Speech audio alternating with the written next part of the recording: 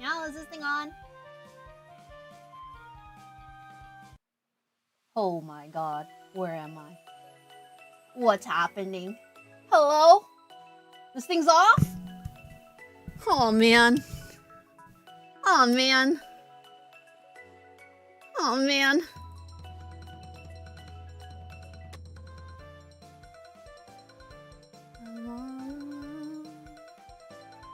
This thing's not on. What the frick? Literally, what's happening?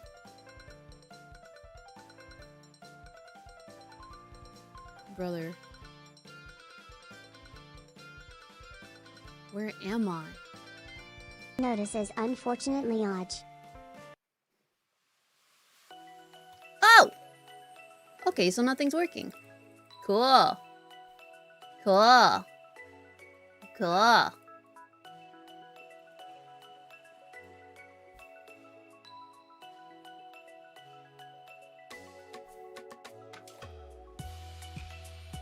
Cool. Cool. Cool. Cool. What the frick is going on?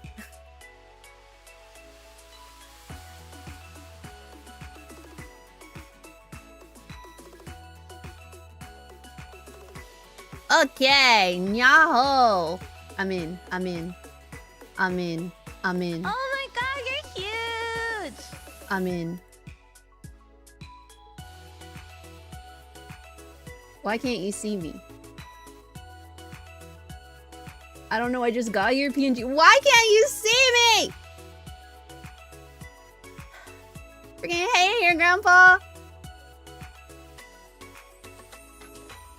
Hello? Hello? Hello? Are you in? Brother, I thought I was in. Well, you know what? The stream's starting great, guys. I hope you're excited to be here. This is just ambience.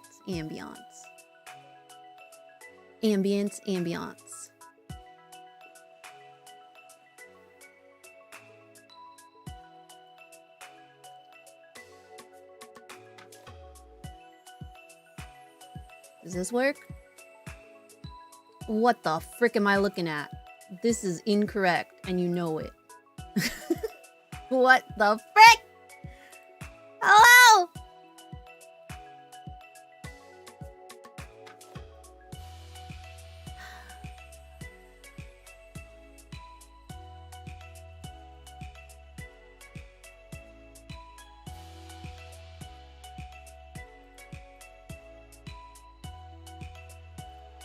Don't worry.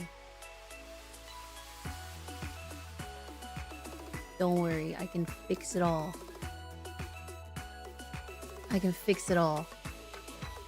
I can fix it all. What the god? Okay, hi. Hello. Hold on. Hold on. Bing, bang, boom. Nyaho! Don't ask me what happened. I don't know. I'm here. Well, I don't know what's happening. I'm here on time. We're starting the stream on time. Everything's happening. I was here from the beginning. Yeah. Hi. When streaming becomes a tech support side hustle. I need tech support. I need 10 guys in chat who are good at tech. Nyaho, everybody! Nyaho Diarat, Nyaho Nota Bird, Nyaho AJ, new intro music, I love it, thank you. I commissioned this opening song before, but I was so attached to the sSakana song. But guys, we cannot use a sSakana song if we want to be monetized. And you know what? We gotta be monetized. You know why? Because I have new hobbies and Warhammer's not cheap. Warhammer's not cheap, so we gotta get monetized. Nyaho Atimo, I missed the sSakana intro, honestly. I'm sorry! I'm sorry. Nyaho Heka, Nyaho. AJ, you get the first kiss. Will it work? My first kiss is not even working. Nothing's working out for me. I gotta manually grow to give. Oh! I gotta manually grow. AJ! Kissed you so hard the heart flew off of my hair. Nyaho Calio, thank you for apologizing for the delay in the tech issues. Nyaho Hell's Angel. Nyaho Noti Kero Kero Nyaho Evil 1996. Cool. Cool. I don't know, I just got here. I'm here. Nyaho Kit Kat.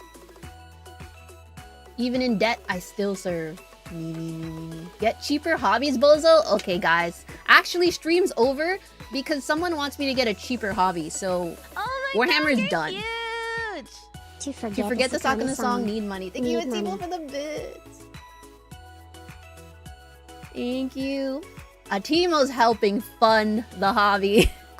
Pro tip for those who missed the old intro song on Twitch, you can play the song yourselves while the stream is starting. Yeah. There are cheap hobbies. Don't show them to me. I've never seen them in my life. Never heard of a cheap hobby. I'm the kind of guy who really gets into things. I'm a collection kind of guy. Do you know how many collections I have? You shouldn't have gotten me started on Warhammer. If you were at the crafting stream yesterday, you would have saw that not only do I have the boys, I also bought a freaking book. Where's that freaking book? I bought the New Warhammer fishy 40k alert. character The intelligence encyclopedia just swam in with Tilda. that includes Lieutenant Titus miniature. Why? Why? Because I'm built like this. Okay. Cheap hobby be broke. 3D print GW shouldn't get money. I'm gonna be a menace if I have a 3D printer. Nyaho Ashard. I'm going to be a menace. Nyaho Fabian. I too keep trophies for all my dead hobbies. I only have a Warhammer Joy toy. You know what? My cheap hobby is watching pink VTuber girlies. That's me! Yay!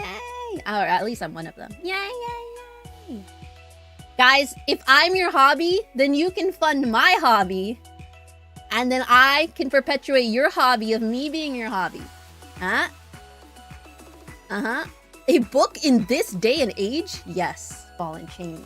Warhammer 40k Character Encyclopedia. DK by Wade Price. I bought him. You just gotta get creative. I'm not a creative kind of guy. Just kidding, I am. Just stopping by, we'll watch the VOD to make long comments. Thank you, I love it when you guys make long comments. I love that that's your hobby. Your hobby should be replying to long comments and watching the VODs on repeat so we get that ad revenue. Your hobbies, you know, your hobby can be subscribing on Twitch or joining them as a member on YouTube. We don't have any members yet. My memberships are open. You want to be a little member? My hobby is being sarcastic on the internet. Love it.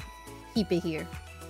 To be fair, Joy Toy minis are amazing. They're more action figures and my kid loves that and I love that. Membership? Yeah, you can be a YouTube member. I found a Titus 118 Joy Toy. Ooh. My hobby is eat hot chip. Beatologist. Nyaho, welcome in. Thank you for eating hot chip. Somebody has to do it. Okay, guess what we're doing today? Do you know what we're doing today? Yeah, we're waiting for... Hello? God dang it. We're waiting for me to get my freaking stuff together. Okay. So...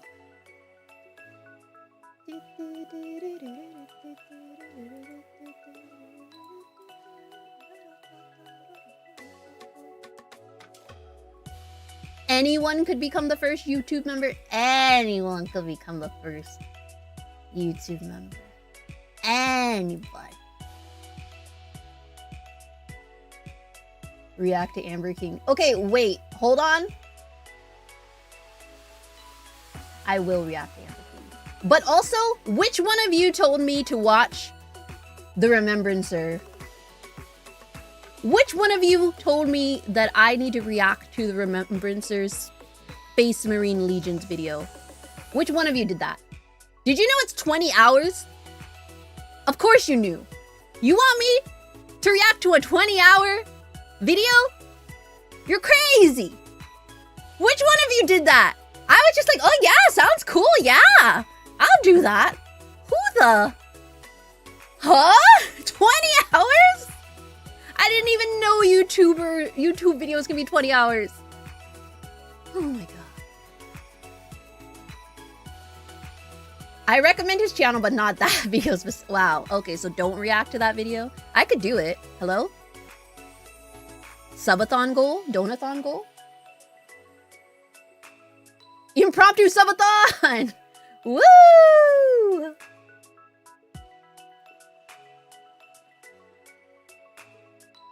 Do it in a single stream? You act like I freaking won't. And you know I will.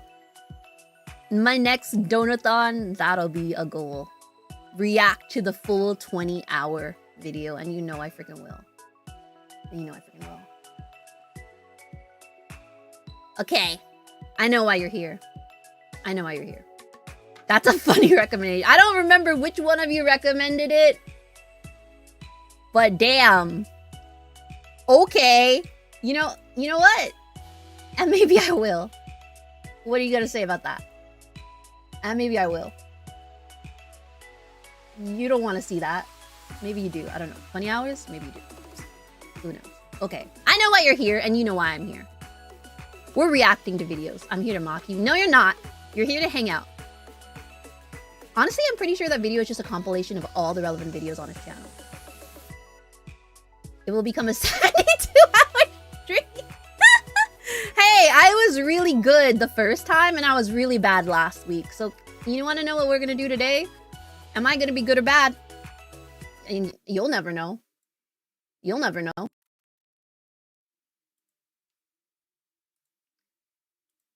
Good or bad? What is happening? What's going on here? Okay. Boop, boop. Boop, boop. Boop, boop. Turn the volume on for Bricky. The bitches love Bricky. I'm the bitches. You're the bitches. Ooh-ee. God damn it. Stop touching your hair stuff. For Amber King, though, I vote for the con. Okay. I'm writing that down. Hi, Sierra. Aim for the middle, so a 48-hour stream. Heard. Yeah. Okay. Today, we're learning about Space Marines. We had a poll. I asked what you guys wanted to see today. I asked if you wanted to learn more about the Emperor and the Primarchs, you wanted orcs, or you wanted Space Marines. And you know what you guys wanted? Space Marines. So we're starting with Bricky. This is where we started in the first place. Every single Warhammer Space Marine Legion in a nutshell. Bricky attracts VTubers like a magnet. What can I say? Something about him. Okay, are you ready? To the people on the internet. That's me. The time has come. The reckoning begins. Your boy got himself a shaker cup. Let's freaking go. Let's freaking go, Bricky. Many months of shilling gamer subs like mad. My favorite thing to do. We have got ourselves him. A goddamn shaker cup. It's Yeah. here, the official Yeah, Bricky baby. waifu shaker cup. Do you see the gal on here? If it's not great at focusing, I'm sure there'll be a thing in the background. I see the gal. Put a thing in the background. I see the gal. Long white hair, absolutely. A bit more toned, abs, obviously. Yes. Bikini, hit it. Legally distinct mark on the face. Of Me. course, she wants you to do the diddle thing, maybe, but most What? likely to serve in a glorious army. Yes. Legally distinct? I think so. The Bricky Shaker Cup is available now. And Now, you should guys. get it while it is hot. But if you're thinking, Bricky, Get what it. should I put in this? Well, how about my top 10 favorite gamer Oh my sub gosh, flavors? reacting From to Bricky's top 10 gamer sub flavors. Black cherry, caffeine free. Peach tea, caffeine free. Strawberry daiquiri. What the hell is guacamole gamer fart 9000? I don't want to know. Cherry limesicle, Stephen He's emotional damage. Blue raz, acai, blueberry, pina colada, strawberry lemonade. I would like peach tea and strawberry daiquiri. Reacted. Number 1 to number 10, all of them incredible, but listed regardless, and an addendum. How is for he those too that are quiet? caffeine free. This shaker cup is available now in the description of this video. You may 9,000 use code fire, Bricky is he? as well at checkout to get a discount on He is all your the way order. up, A guys. massive He's all the amount way of up. profits goes to yours truly, and a huge thank you to Run, Gamer Bricky, Subs his for coin. sponsoring and for getting me this beautiful, beautiful cup. Woo! Go out there and get it. I'm gonna take one more sip for the camera, slow it down, throw some sexy music in there. Ooh, everyone and I'll take a see you sip guys with Bricky. soon. Slurp it up. I got boba I'm drinking. That's not why I was late. Hello everybody, my name is Bricky, currently Hi, stuck in Bricky. the walls of the most prodigious school in the Imperium by punishment for falling asleep during class. God bless the Schola Progenium. Many of you have come across my Every Faction I need Explained video. captions 'cause Firstly, of my mental thank you. illness. Secondly, we are here to dig a little deeper. Space Marines are the quintessential poster boys of Warhammer 40,000. When people think 40k, they think Space Marines. They But think Space there are many Marines. types of Space Marines, formed from 20 separate legions. We are going to rattle them off in order and give you a quick rundown of That's each me snapping. one. A disclaimer, like in my Every Faction Explained video, this is a mix of accuracy and memes. If I say Love it. the Salamander's Legion specializes in hugging children and petting puppies, they aren't exactly doing that, mostly. I would like to pet this creature. But you can infer that they care about civilians and are a bit kinder than the average Space Marine. A Space Marine being a genetically modified super soldier that's had 1,000,000 new and terrifying organs shoved into them, refrigerators strapped to their bodies, and are so far above the average human that they are referred to as demigods instead. Each Space Marine has a father, unlike you, a Primarch, which is basically a Bricky, please. Not like this, we just started. It's 3 minutes in.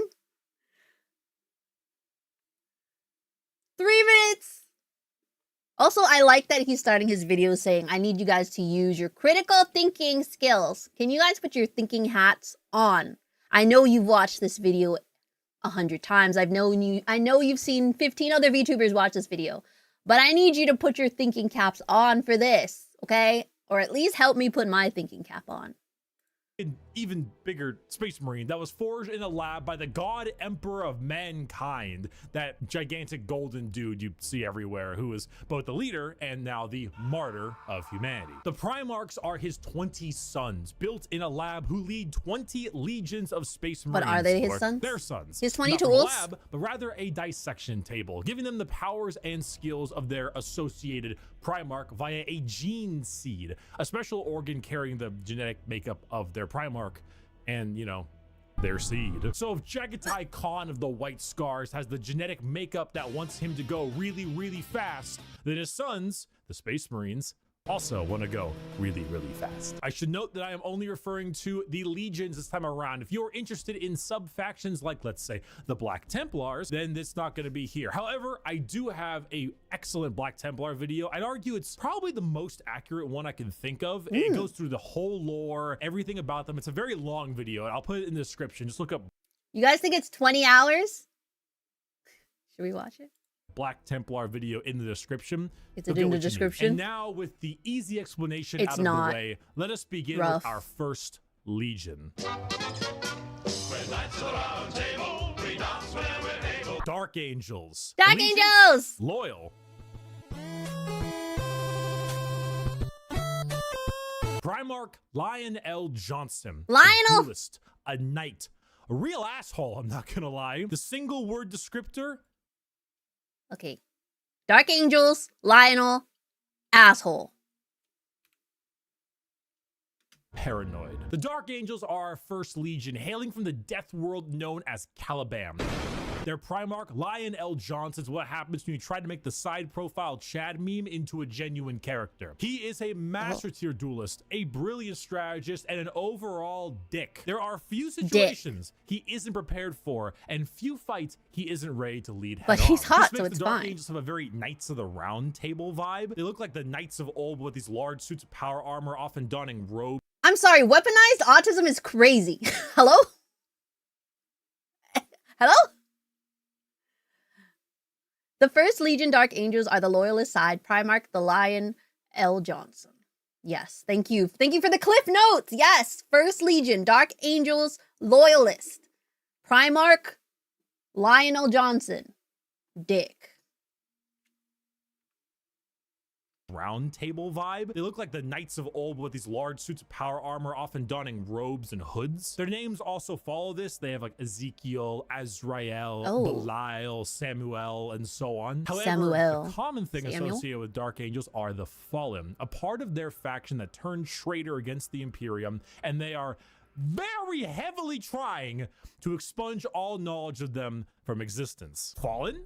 What Fallen? Never heard of any Fallen. Do you know about the Fallen? We're gonna take you away and mind you to make sure you have never heard of the Fallen. They definitely don't take me away. They do exist, which they don't. We will find them even though they don't exist. They love their interrogations. They thrive in it. Lionel Johnson is a scorched earth policy sometimes, and it's given to his sons in force, which makes sense considering that when the Lion heard of a Chaos Primarch on a homeworld different Primarch, whose mom was there, he was like,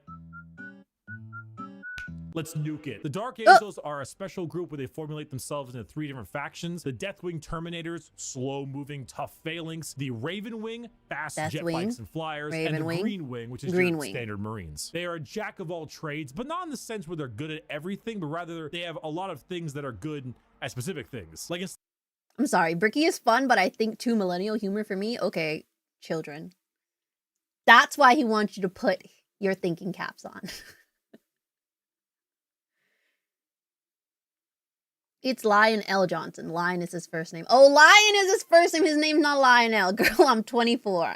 And I said what I freaking said, okay? Bricky has the same humor as me. Get in line. Get in Lion L. Johnson. The War Crimes Legion. The first and oldest Legion. As a straight guy, he's steaming hot, no homo. Love it.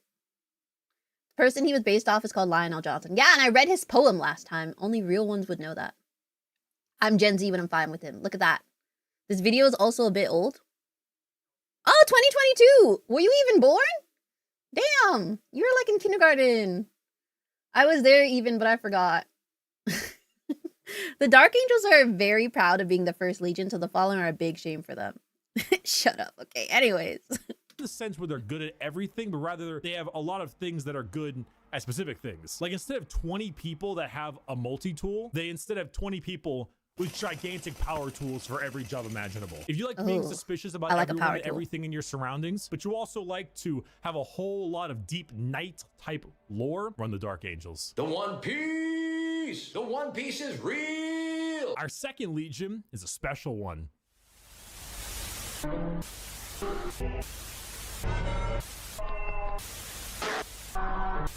If you can see, the numbers all go to 11. The Emperor's Children. Allegiance, traitor.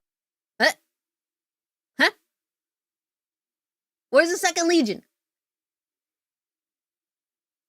Hello? Hello? Your surroundings, but you also like to have a whole redacted. Night we don't talk about them. Okay. I see my thinking cap. It's on. Erase. Gone. Out of here. Forget the second Legion. The second Legion is redacted from the Imperium's history. The third Legion, Emperor's Children, are traitor's side. Primarch's Fulgrim is all about perfection of everything, but is more about pain. Oh.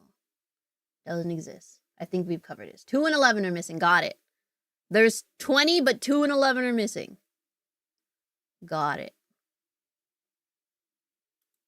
What Legion? I don't know. I don't know what you're talking about. 11. The Emperor's Children. Allegiance, traitor. Pink? Primarch, Fulgrim. A perfectionist, an artist, a sneaky snaky snake. And the single word descriptor, perfection. The Emperor's Children are all about... Are they pink or purple? This is giving pink.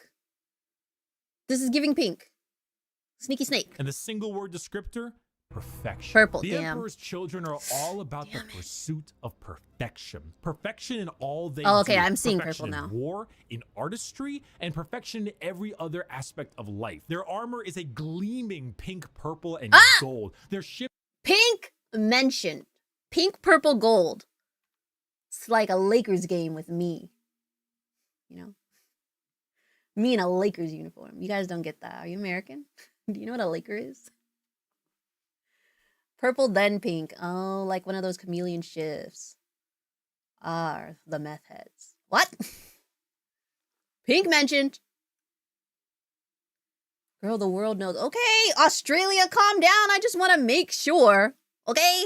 Damn. 24-year-olds from Australia coming at me.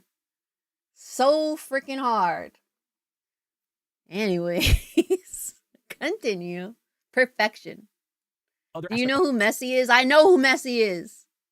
They do. Perfection in war, in artistry, and perfection in every other aspect of life. Their armor is a gleaming pink, purple, and gold. Their ships have spires of gorgeous marble and gold statues in their honor. Fulgrim is a man who believes the pursuit of perfection is the goal of all things. And I mean, look at him. Can you truly tell me that he is not perfect? The hair, the features. The hair. As Primarchs go, he is the one you look at. He's pretty. And 40K had a guy that would give you the best sex you've ever had and never call you back. This is the fucking guy, which is why this pursuit of decadence led them to the evils of chaos. Yes, Emperor's Children are our first Chaos Legion and not. Did you hear that? If you don't call them back, you are chaos. You're a traitor if you don't call them back. At least text. At least make your intentions clear. Bricky said it here. Call them back.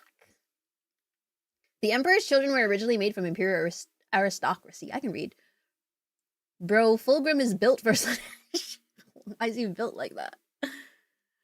Californian Lakers mentioned, let's go. Let's freaking go. Okay.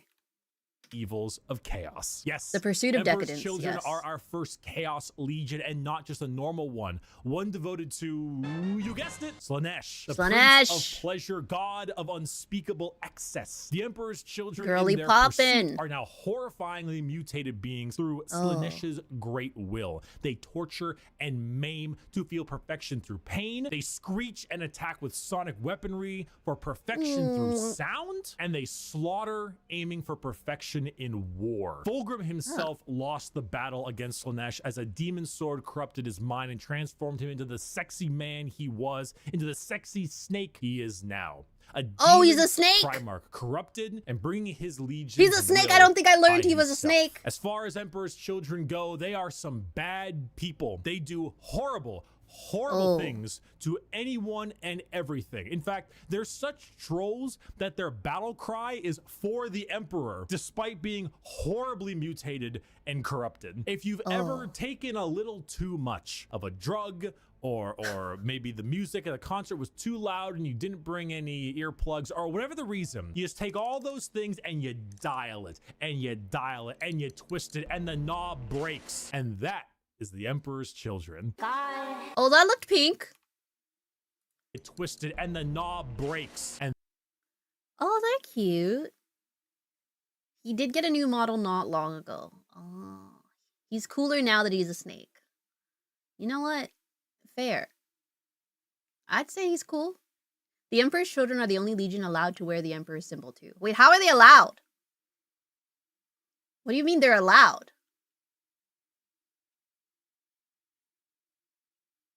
How do you get allowed? Fulgrim is a nice guy. Pre-heresy, I mean. Oh, okay. I was like, whoa, that's freaking crazy. When he ascended into a demon prince, he turned into a snake man. Oh, that's nice. You could say he's cold-blooded. He's a cold-hearted snake.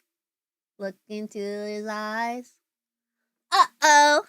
He's been telling lies. Okay, anyways, we're back. And that is the Emperor's Children. God is dead. God, we mean, is dead.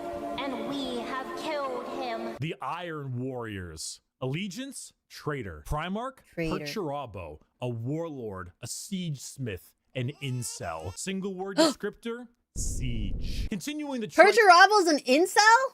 What the heck? No one told me. That's crazy. Okay, incel. Smith, an incel. Single word descriptor, Siege. Continuing the Siege. trend of our Chaos Legions, we have the Iron Warriors led by Primarch Perturabo of Olympia. Perturabo! To understand the Iron Warriors, though, one must Oh, first a understand baby. Perturabo. A man so bitter, coffee beans run for light. A man who hates the world and everyone in it, who never got recognition for his deeds, who hates his brothers and hates their accomplishments even more. Someone so Edgy. laughably petty, so incredibly bitter that he goes full circle to becoming likable. Why? Oh. Because he's competent. The Horus Heresy. And you know what? We didn't talk about the Horus Heresy. Intermission. So Horus was the Heresy. Emperor's favorite son, right? You know, so the Emperor walked into his room. Horus said, Dad, I just gifted 150 subs to Amaranth, and she said my name a ton. And Whoa! she loved me for it. I really 150 gifted subs and I can say your name a ton and love you? Crazy! Horus is onto something. This is by far the worst description of the Horus Heresy ever. He just started! Relax! He was Perturabo was a Redditor? What subreddits is he on? What subreddits is he on? Tell me. I gotta know. He just started. Oh! Relax. Ew. Shut up. Gross. Okay. We aren't gonna fall for that? Oh. You know, can't blame a girl for trying. Damn. really think that I might get to meet her one day. And it ton. And she loved me for it. I really think that I might get to meet her one day. You can meet And her. Kind of played out Maybe something 200 like this. Your subs. feelings for her are not real. They are real to me. And then it started playing out a little bit more like We this. aren't gonna give you subs. Okay, bye. Let the seas boil. Let the stars fall. Let the bodies hit the floor. The last drop of my blood. Yeah. Yeah. So Iron Warriors, Anyways. the Horus Heresy wouldn't have gotten shit done without Peter Turbo. Imagine an entire faction that is the personification of brutal industrialism, where you serve the Legion until your dying breath. You build and you kill and you siege and you kill and you literally summon demons just to take them and trap them in machines and use them as cannon fodder. This is a thing they do. They summon demons to trap and use as shock troops. The Iron Warrior. And that sounds like recycling to me. Hello? That sounds like saving the earth to me. When Purdy was first introduced to his legion, he thought they were bitches, so he decimated them. Oh. Peter Turbo was the most competent traitor, mostly because of omission. Everyone else was just useless.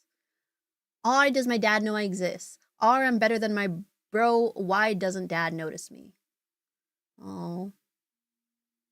Or I'm lonely. Or should I go to therapy? These are the ones he should be on. Pretty hard carried. The Iron Warriors have a Tyranid hive ship that they enslaved using the Obliterator technovirus that they used it to deploy Titans onto the battlefield, as seen in the Book of Storm of Iron. Oh, that's kind of badass. Wait. Hello? Kind of smart. Wait, kind of smart. Is that Thomas? Anyways. They summon demons to trap This is and cute. use as shock troops. The Iron Warriors are siege warfare incarnate. They are heavy weapons, they are tanks, they are turrets, and they don't die. They hate Imperials, they hate Imperial fists. Do you need a pacifier, Iron Baby? No!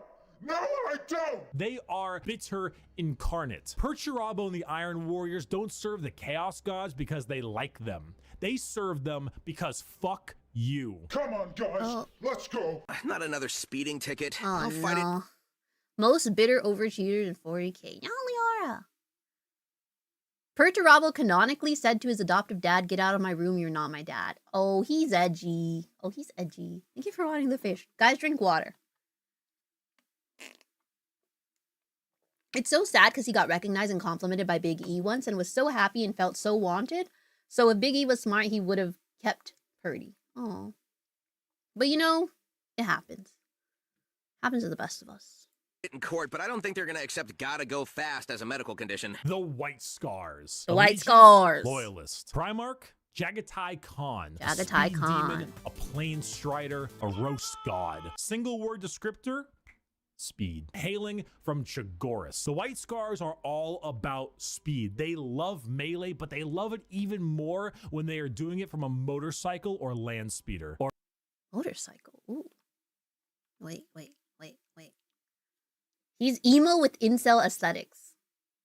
Oh, that's the worst part. You should keep the emo aesthetics. Purdy was such a perfectionist, he did decimation, means he took 10 of the worst guys in the battle and had them kill the weakest. Oh.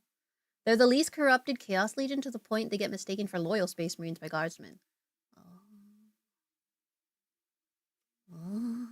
hailing from Chagoris. The White Scars are all about speed. They love melee, but they love it even more when they are doing it from a motorcycle or land speeder. Or that's fun. Honestly, just running really damn fast. The White Scars are honestly forgotten about a lot, and that's lore accurate. They are a legion that doesn't seek the recognition or glory from the combat they engage in. They engage in it because it is their duty and because they love it. Not in the insane slaughter enjoyment of loving it, but in the thrill of the fight. They are known as the laughing killers because they ride into battle with a smile on their face and a chuckle in their throat. And as you can tell by their Primarch's name, they are Mongolian based. Remove horses and replace them with motorcycles and land spears, and that's your style. They are heavily based on the old times of Genghis Khan, and consider this is 40k and everybody's evil. You know, that fits. The White Scars are actually physical scars on their body, going back to their heritage on Chagoris. The Khan himself is kind of a dickhead, but a reasonable one. He thinks ahead, he's intelligent, he's patient. He is often underestimated because he doesn't scream his accomplishments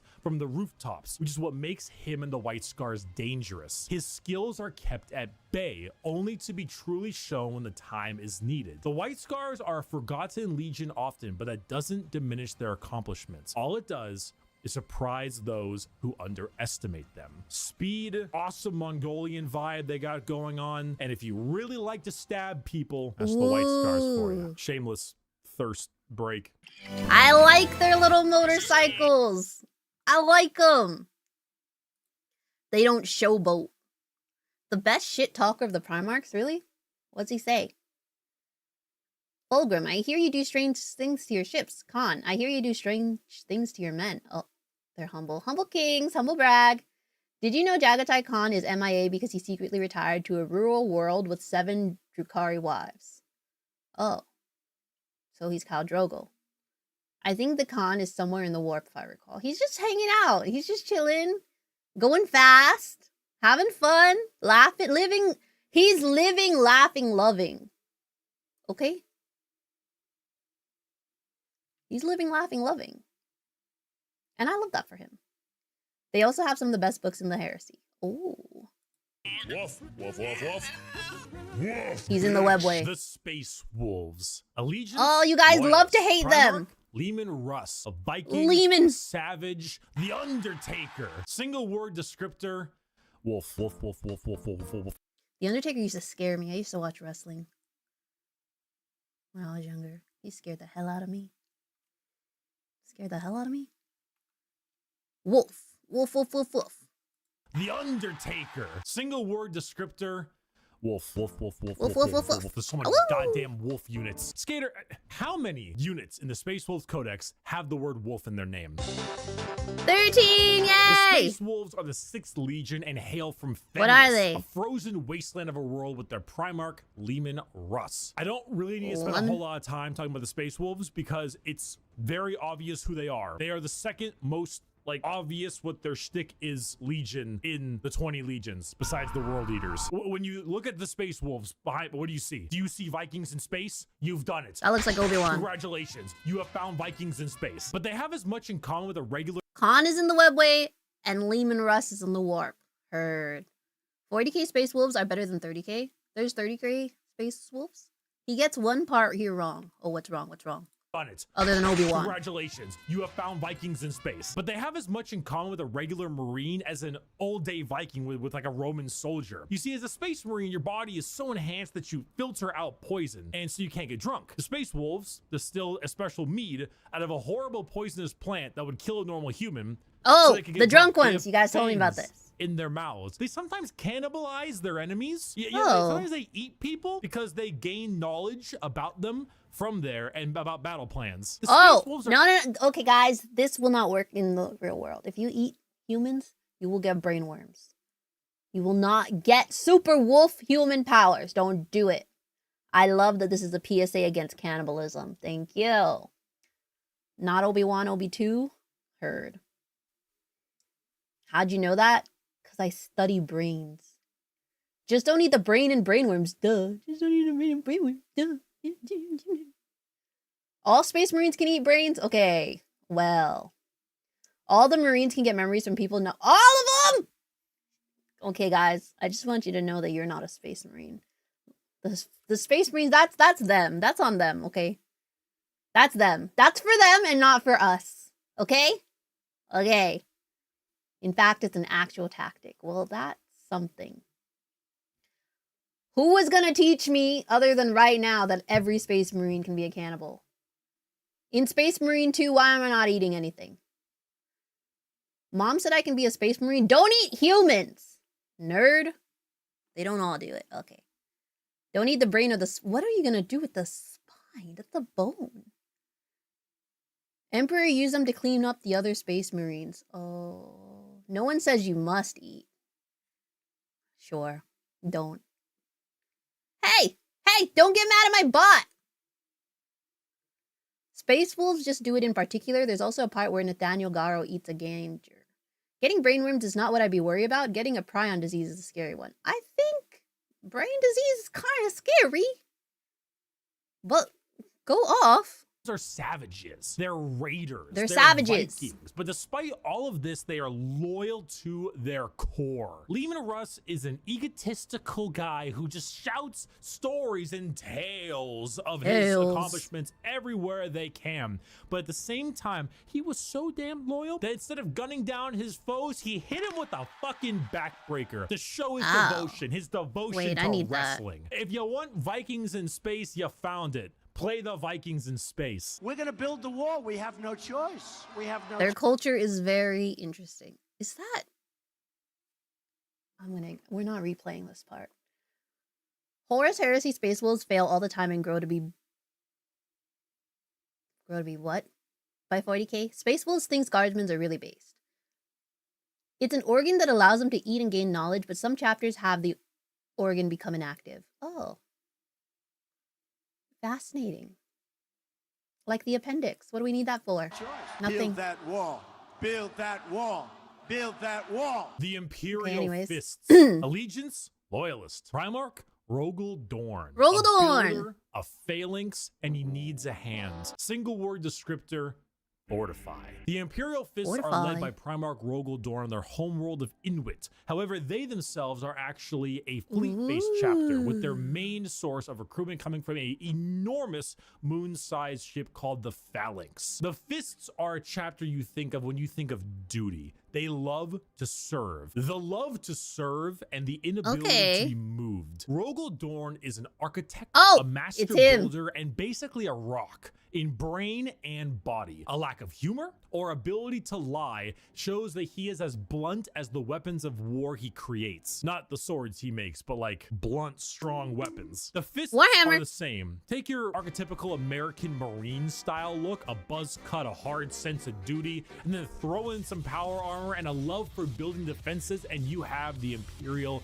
Fists. They are immovable. When you find a spot, they're ready to defend. You can't breach them. Their knowledge of defensive warfare is paramount. Those nipples? Without them, the Horus Heresy would have been so much more effective, but thanks to their insane... He looks like Clint Eastwood. I was gonna say, how did he get from Steve Rogers to Clint Eastwood? Crazy. Rogel Dorn kept a blanket his adoptive father gave him as a baby. Oh, that's so nice. Bricky makes them sound kind of square, which they were pre-heresy, but after the heresy they gave rise to the best chapter, the Black Templars. They're way more metal than he makes them sound. Well, they need to get metal. They're working up to metal, you know? Heresy would have been so much more effective, but thanks to their insane and immovable tenacity, the Imperium lives today. And let's not forget that Iron Warrior and Imperial Fist rivalry. Want to know why the Iron Warriors are so bitter? These guys are the reason why. Hey guys, bring the thing! Where is he going?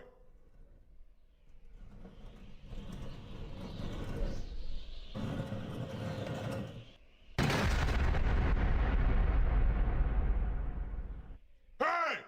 Hey, that could have killed me! Hey, guys! We missed! Get another! Dorn and Perturabo are basically two sides of the same coin. One is just a bit more level-headed and got better jobs. If you want to be defensive, to be good at everything Space Marines are good at, bolters, heavy weapons, vehicles, you want a classic military fighting force, start fisting. I am having a very bad day. This. What? Start fisting. Ah, fist fighting. Yes, that's what he meant. That's what he meant.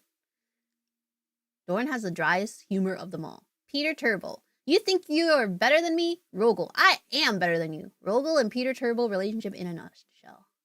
The hand gag earlier was because Dorn went missing boarding a Chaos, I think it was World Water ship, and all they could find of him was one of his hands. Oh. So they only found one of his hands. The rest of him unknown. We gotta watch that video later. At the end of the Horus Heresy, Dorn himself carried the Emperor, who was heavily wounded, all the way to the Golden Throne. Oh. Pop off. Rogel Dorn was to the Loyalists what Perturabo was to the traitors, the fulcrum on which their victory swung. If Dorn wasn't on Terra, the heresy would have ended in a loss. They're similar, but so different. Oh. Post-heresy, they wish they did as much as their successor chapters. They wish. A guy can wish. Oh boy. Oh boy, here we go. The Night Lords. The Night Allegiance, Lords. Heretic. Primarch Conrad Kurz. A Kurz. sadist, a vigilante, depresso espresso. Single word, fear. The Night Lords are my favorite legion, hailing from Nostromo and their Primarch, Conrad Kurz. They are a traitor legion from a planet known as the Sunless World, or the World of Endless Night. Nostromo is a horrible hive city that is known for being host to some of the worst gang violence, murder, and working conditions around. The only thing keeping the population in check is the suicide rate. The Night Lords followed in the footsteps of their Primarch, a man who believed in a twisted sense of justice and that the only way to make humans compliant is through fear. My most hated has been lost on them, as their ranks were repopulated by gang members, murderers, arsonists, torturers, and other words I can't say on YouTube, as young as 12 years old. Murderers before they were even teenagers, raised to become demigods. Now, fear is what they sow, and flesh is what they reap. The Night Lords are scum. They are the exact opposite of all other legions. They torture and they maim and they flay because they think it's fun. They run away often so they can come back and kill you with more numbers. They prey on the innocent and the weak. They kill normal civilians because it's easy, and flee any battle where they don't possess overwhelming odds. They are the antithesis of normal Space Marines. They are scum. One time, a world did not comply to their demands, so they raided one of their ships and brought it into atmosphere. The crowds cheered and clapped as it appears that they had won the battle, and the airlocks opened and the skinned and flayed bodies of the crew were thrown down in the populace. In other words, it's like RimWorld, but worse. A legion of gangers and criminals. Add together a heavy Slavic influence to them, and you've got my favorite faction. That's crazy. Why is it his favorite? Does he say? Your people, not my people. Whoa, I don't claim them. Does he say why they're his favorite? That's crazy. These guys have units that literally jump scare people to death. I can't do a jump scare. No. Space Gotham City would be crazy. One could say the Night Lords didn't fall during the heresy. The worst, most evil boy ever, and I love them so much. Kurz actually hates his legion. Like, when he was asked why he didn't just call the undesirables from his legion, he was like, I wouldn't know where to start. Oh, okay. Murderers first, last, and always. The first human contact Kurz ever had was getting jumped by a starving beggar that wanted to eat him. His outlook on humanity was kind of effed from the word go. Okay. So, you know what? Makes sense. Your formidable years. Someone's coming to eat you. I know how it'd be. They're interesting to read on. It's funny when you consider that they're arguably the most ethical legion of the entire crusade. Yeah, they torture people, but that's all. They torture thousands and millions would surrender. Oh. Ends to a means, I guess. They're awful, but kind of cool looking. Is that why he loves them? I think he finds them the most interesting. They're so different compared to the other Space Marines. They are. Do the ends justify the means? Heard. Night Lords have a real cool thing he didn't mention. Curse said fear is better than force. If your enemies fear you enough, they won't fight you. Therefore, the fear we spread stops fighting. Oh. Okay, that's kind of okay. And he had no parents and he was an orphan and he was Batman, but the wrong way. Got it. Got it. Curse and Sanguinius both saw future. Unfortunately, Curse with the pessimist. Oh yeah, Curse could only see how people die, right? I remember that. Yeah. My assumption is that Bricky thinks Space Marines are too strong, so they make for great antagonists. He plays them on the... Oh, he plays them! Because he's a player. Okay. Got it. The dishes for 5 Blood years. Angels! So embarrassed when people come over here. What does it matter? You bring them over, you kill them. Red Boys! The Blood Angels. Allegiance, loyal. Primarch, Sanguinius. Oh. An angel, a vampire, a... I was gonna guess Magnus because they're red. My bad. What do I know? Allegiance, loyal. Primarch, Sanguinius. Sanguinius. An angel, a vampire, a dead-ass motherfucker. Single word descriptor, blood. The Blood Angels are 9th Legion.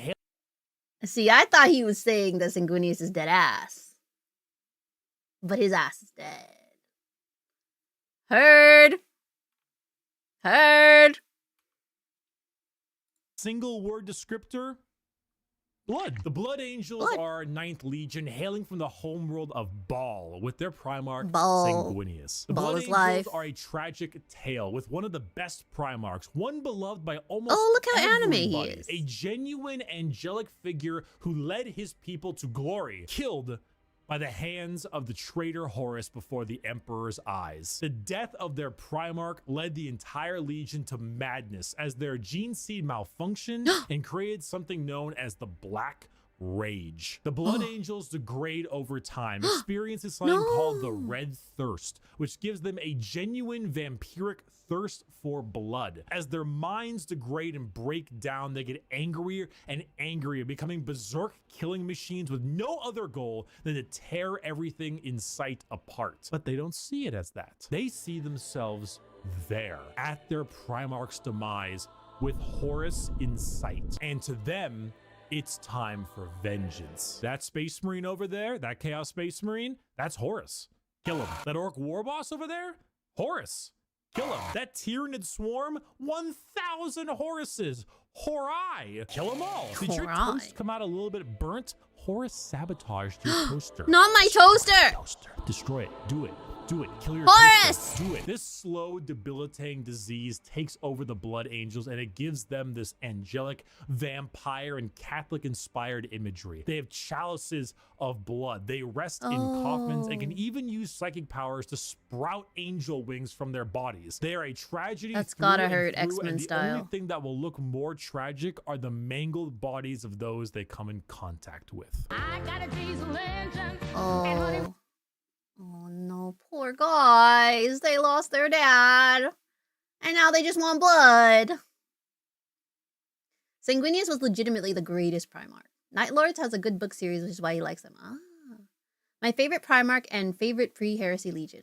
Sangy Boy got choked out in front of his dad by Horus prior to their fateful duel. Oh, so Horus was just always on his throat. He was willing to show his own fear to humans. And I'm glad. You know, sometimes you gotta be vulnerable. There's an epic speech of Sanguinius in the Echoes of Eternity that you'll be very emotional and love Sanguinius. Yes! You guys keep talking about the speech and I need to hear it and I need to cry. Blood Angels are my fave because they were my intro to Warhammer. Let's freaking go. Sanguinius generally looks more anime compared to other Primarchs. I mean, he has wings, so, you know, maybe. She needs a lot of context to appreciate it. I'm building up to it. Give me the context and then make me cry. Problem with Bricky is he admits he hates the Blood Angels and doesn't care for the lore. He did sort of change his mind after being forced to do a lore vid, but he's very biased against them. And you know what? I'm seeing that a lot of creators do have their faves and their not so faves. And that's why we're watching a lot of creators, so we can hopefully get a more encompassing description. If I were to only watch one person, then that would bias me for sure. But yeah, I'm listening. I'm listening to what Bricky has to say, and I'm listening to what other people have to say. Before they reunited with their Primarch, the Blood Angels were originally mentally unstable cannibal berserkers. Oh. The Blood Angels are out for blood, not metaphorical. Literally. Literally. Their dreadnoughts can also go crazy, by the way. By the way. They have post-traumatic stress disorder from the death of their dad, but on a genetic level, and their trigger is when they fall too deep into their anger. Oh. Thank you for speaking my language. Bricky's description of their gene flaw is a bit all over the place. He makes it sound like the visions are a result of the red thirst. They're two different problems. Oh. People think the Blood Angels are overrated until they read their books and they get it. Oh, I have to read. Damn it. Blood Angels are metal as hell. They keep those who fell to the Black Rage in a dungeon, only to release them to cause death to them and their enemies, called the Death Company. Oh, I mean, again, recycling. Sadly, everything he said about the Blood Angels is just nonsense. Gets it wrong. I like Bricky, but that segment was garbage. Oh. He never talks about their mom. You know what? Give me the episode on the mom. We forgot to mention, we're gonna take your job away. The Iron Hands. The Iron Hands. Loyalist. Primarch, menace. A Menace. machinist, an inventor, and not a great head on his shoulders. Single word? Bionics. Bionic! The Iron Hands are from the home planet of Medusa and their Primarch, Menace. Does Menace have an iron hand? You fucking know he's got an iron hand. The Iron Hands believe that the flesh is weakness. Because it's made from Necrontyr, right? That made them demigods. Replacing some of the flesh with bionics will allow them to I know serve he got the beheaded. Emperor I remember more. that part. They go hard into vehicles and dreadnoughts. Dreadnoughts being giant walking sarcophagi that have wounded space marines piloting them from the inside. Vehicles, metal upgrades. These are the things that make up this legion. Their tech marines have servo arms sticking out from all directions. They have a wide array of mechanics and extremely often replace limbs with metal ones, serving all kinds of different functions to deal with their enemies. The Iron Hands are also not particularly nice. They're kind of assholes. I mean, Marines are already normally pretty big assholes, but they're a little bit up there because of their living metal. Necrodermis. I was close. I was close. Made of flesh. Because you see, the flesh is weak. Flesh is corruptible. Bionics, the strength of the machine is pure and cannot so easily be corrupted. So if you want hear that? Who have this little techno fetishistic vibe to them, that love their vehicles and their walking coffins, hit up the Iron Hands. You hear that? Flesh, corruptible. VTubers, not flesh, not corruptible. Huh?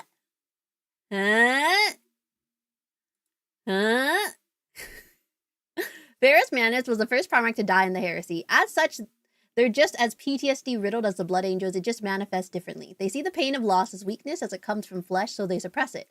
And their most extreme coping mechanism is replacing their limbs and body parts with augments. You know, some people get into alcoholism and they get into augmentation. We get it. We have our vices. Iron Hands chop off body parts because they miss their dad. And we have our vices. That's me in RimWorld. Me. His hands got coated in necrodermis. Yes. Oh, it's what the metal that makes the Necrons. Not got it. He didn't melt down a Necron and make his arm. He got the stuff you use to make a Necron and make. Got it. Menace has Iron Hands. Lead the Iron Hands Legion, and his flagship was called the Iron Hand. James Workshop has issues with naming stuff. Let me at it. I love a name. These guys are close homies with the Mechanicus. The 11th Legion is redacted from the Imperium's. Oh, this one's also redacted. Slanesh already corrupted VTubers. Nurgle got to first. What do you mean? I'm not flesh. I've seen enough VTubers to know You lot are extremely corruptible. I'm say so, okay? Okay? Ironically, Ferris wanted to tell his sons to stop with the flesh is weak stuff, but then he died. Oh, it always happens like that. Hey guys, stop that. And then he just dies. Blood Angel's sad and not gotten over their dad dying. Iron Hands, dad suck. I won't be weak like dad. Understand, Commander? I will be better than dad. Legion 11.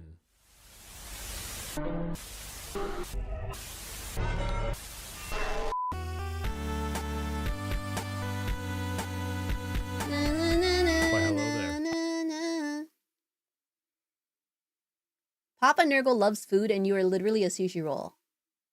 And you can't eat me. So, what are you trying to say?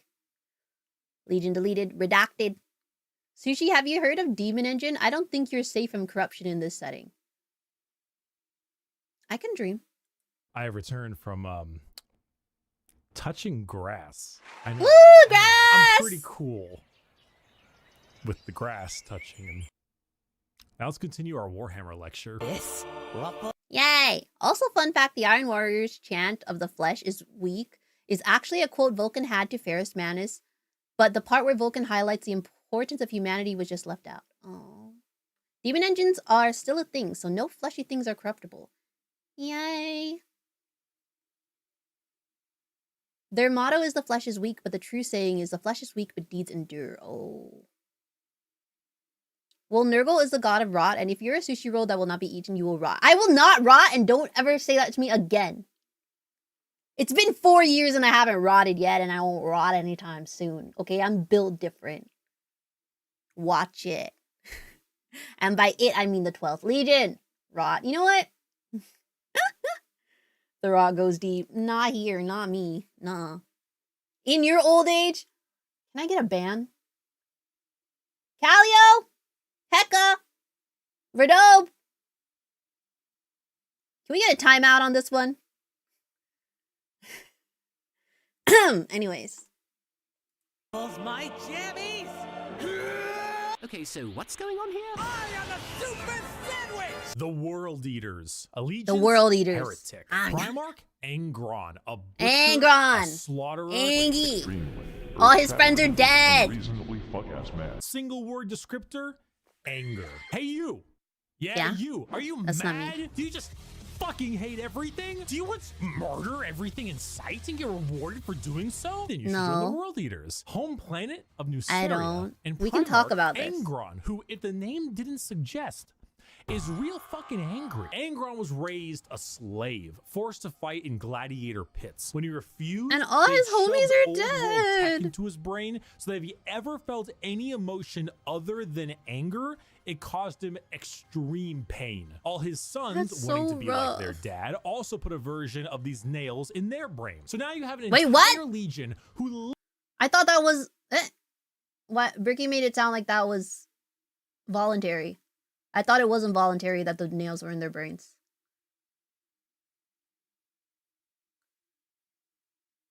Nurgle and his Stockholm Syndrome elf wife. Okay. It was at first. It was voluntary at first? Oh. Generational trauma? God damn it, not again. Not the generational trauma. Damn. Angron forced them to? Eh? Why would he do that? The Primarch was involuntary, the rest were voluntary. Oh. Dad's got nails in his head. I want to be like Dad.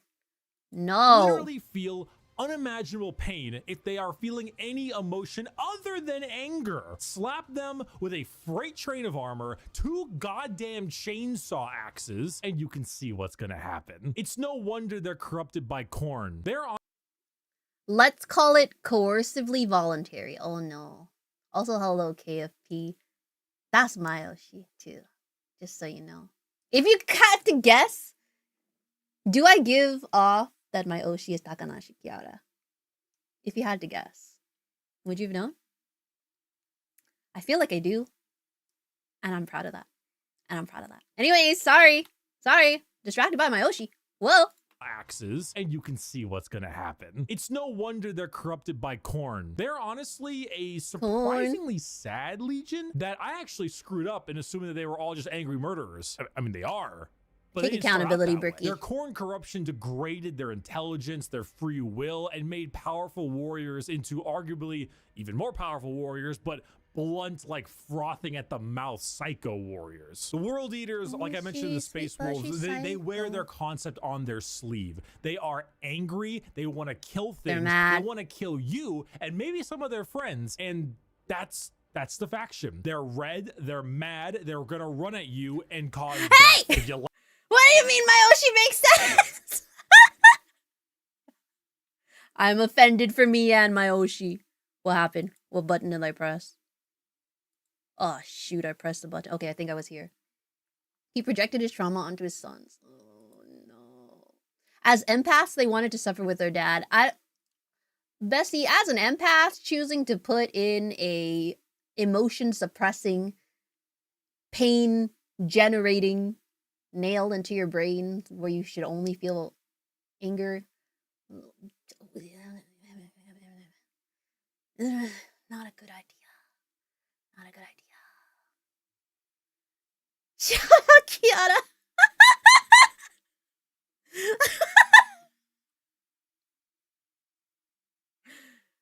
Not a shout out to Kiara. Takanashi Kiara. Oh my god. Okay. Anyways. You and your Oshi are very free. It's very much appreciated. Thank you. Thank you. Okay. Angron was actually an empath before the nails. I did know that. I did know that. But if you are also an empath and you want to voluntarily get the nails, brother, you're not smart. You're not smart or you're not an empath. One of those. One of those. Men will do literally anything but go to therapy. And that's what I'm saying! And that's what I'm saying! Welcome to 30K. Space Marines and their Primarchs. It's daddy issues all the way down. All the way. Guys. Break the cycle of generational trauma. Came for the AstartesAnonymous, stayed for the Bricky vid. Don't worry, we're getting to him.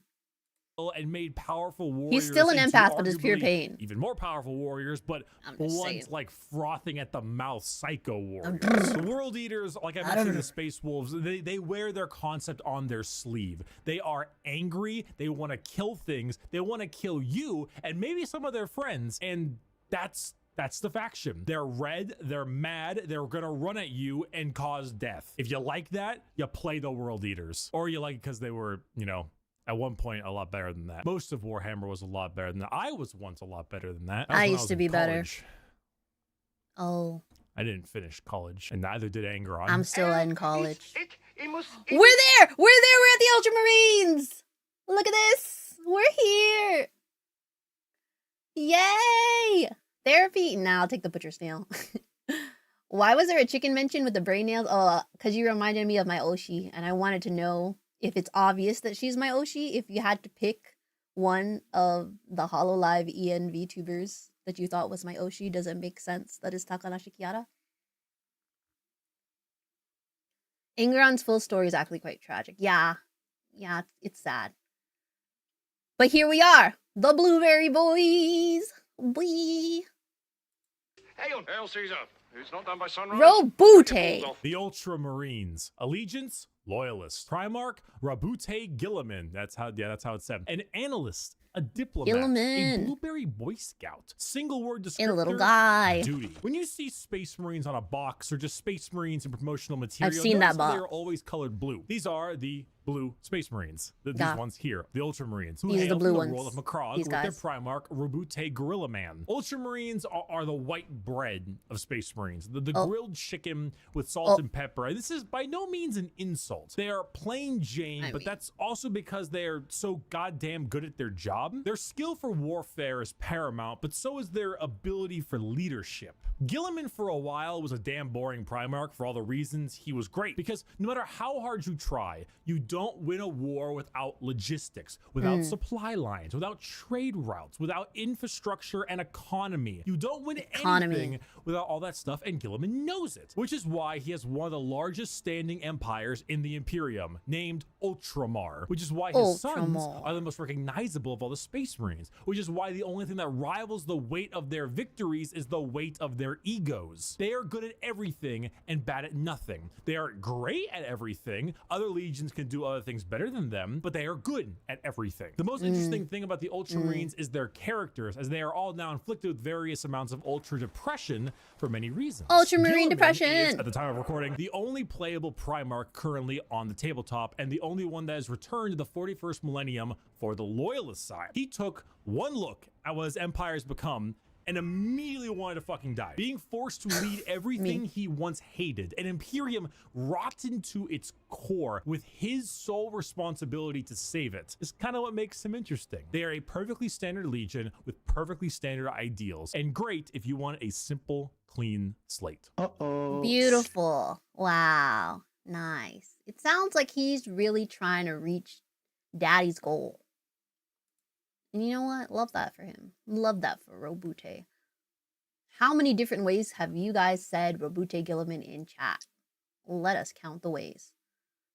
An important part of Ultramarines that Bricky doesn't mention is that they're from Space Rome. Their chapter master's middle name is literally Augustus. Space Rome! I mean, I got that from, you know, the Halo. This amount currently on the... It's given Rome. The Roman numerals? Given Rome.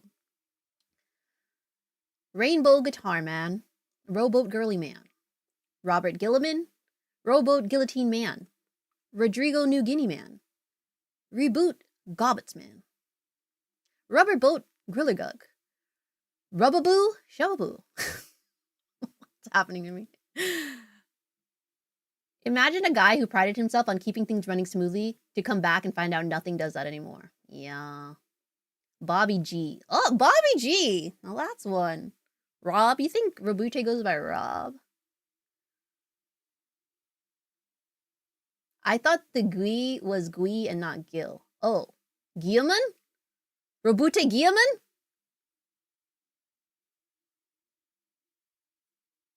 Oh my god. The critical thinking skills really helping out today. These critical thinking skills really helping out. Millennium for the Loyalist side. He took one look at what his empire for you, become, okay. Wait, so he said at the time, in our Lord and Savior's year of 2022, Robute Gilliman was the only playable Primarch. Has that changed? Has that changed? Goes by Robo. Robo-chan. An Imperial noblewoman called him Robu. Wait, that's a little cute.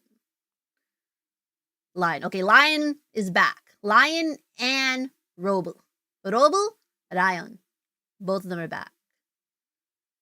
He returned a couple of years ago.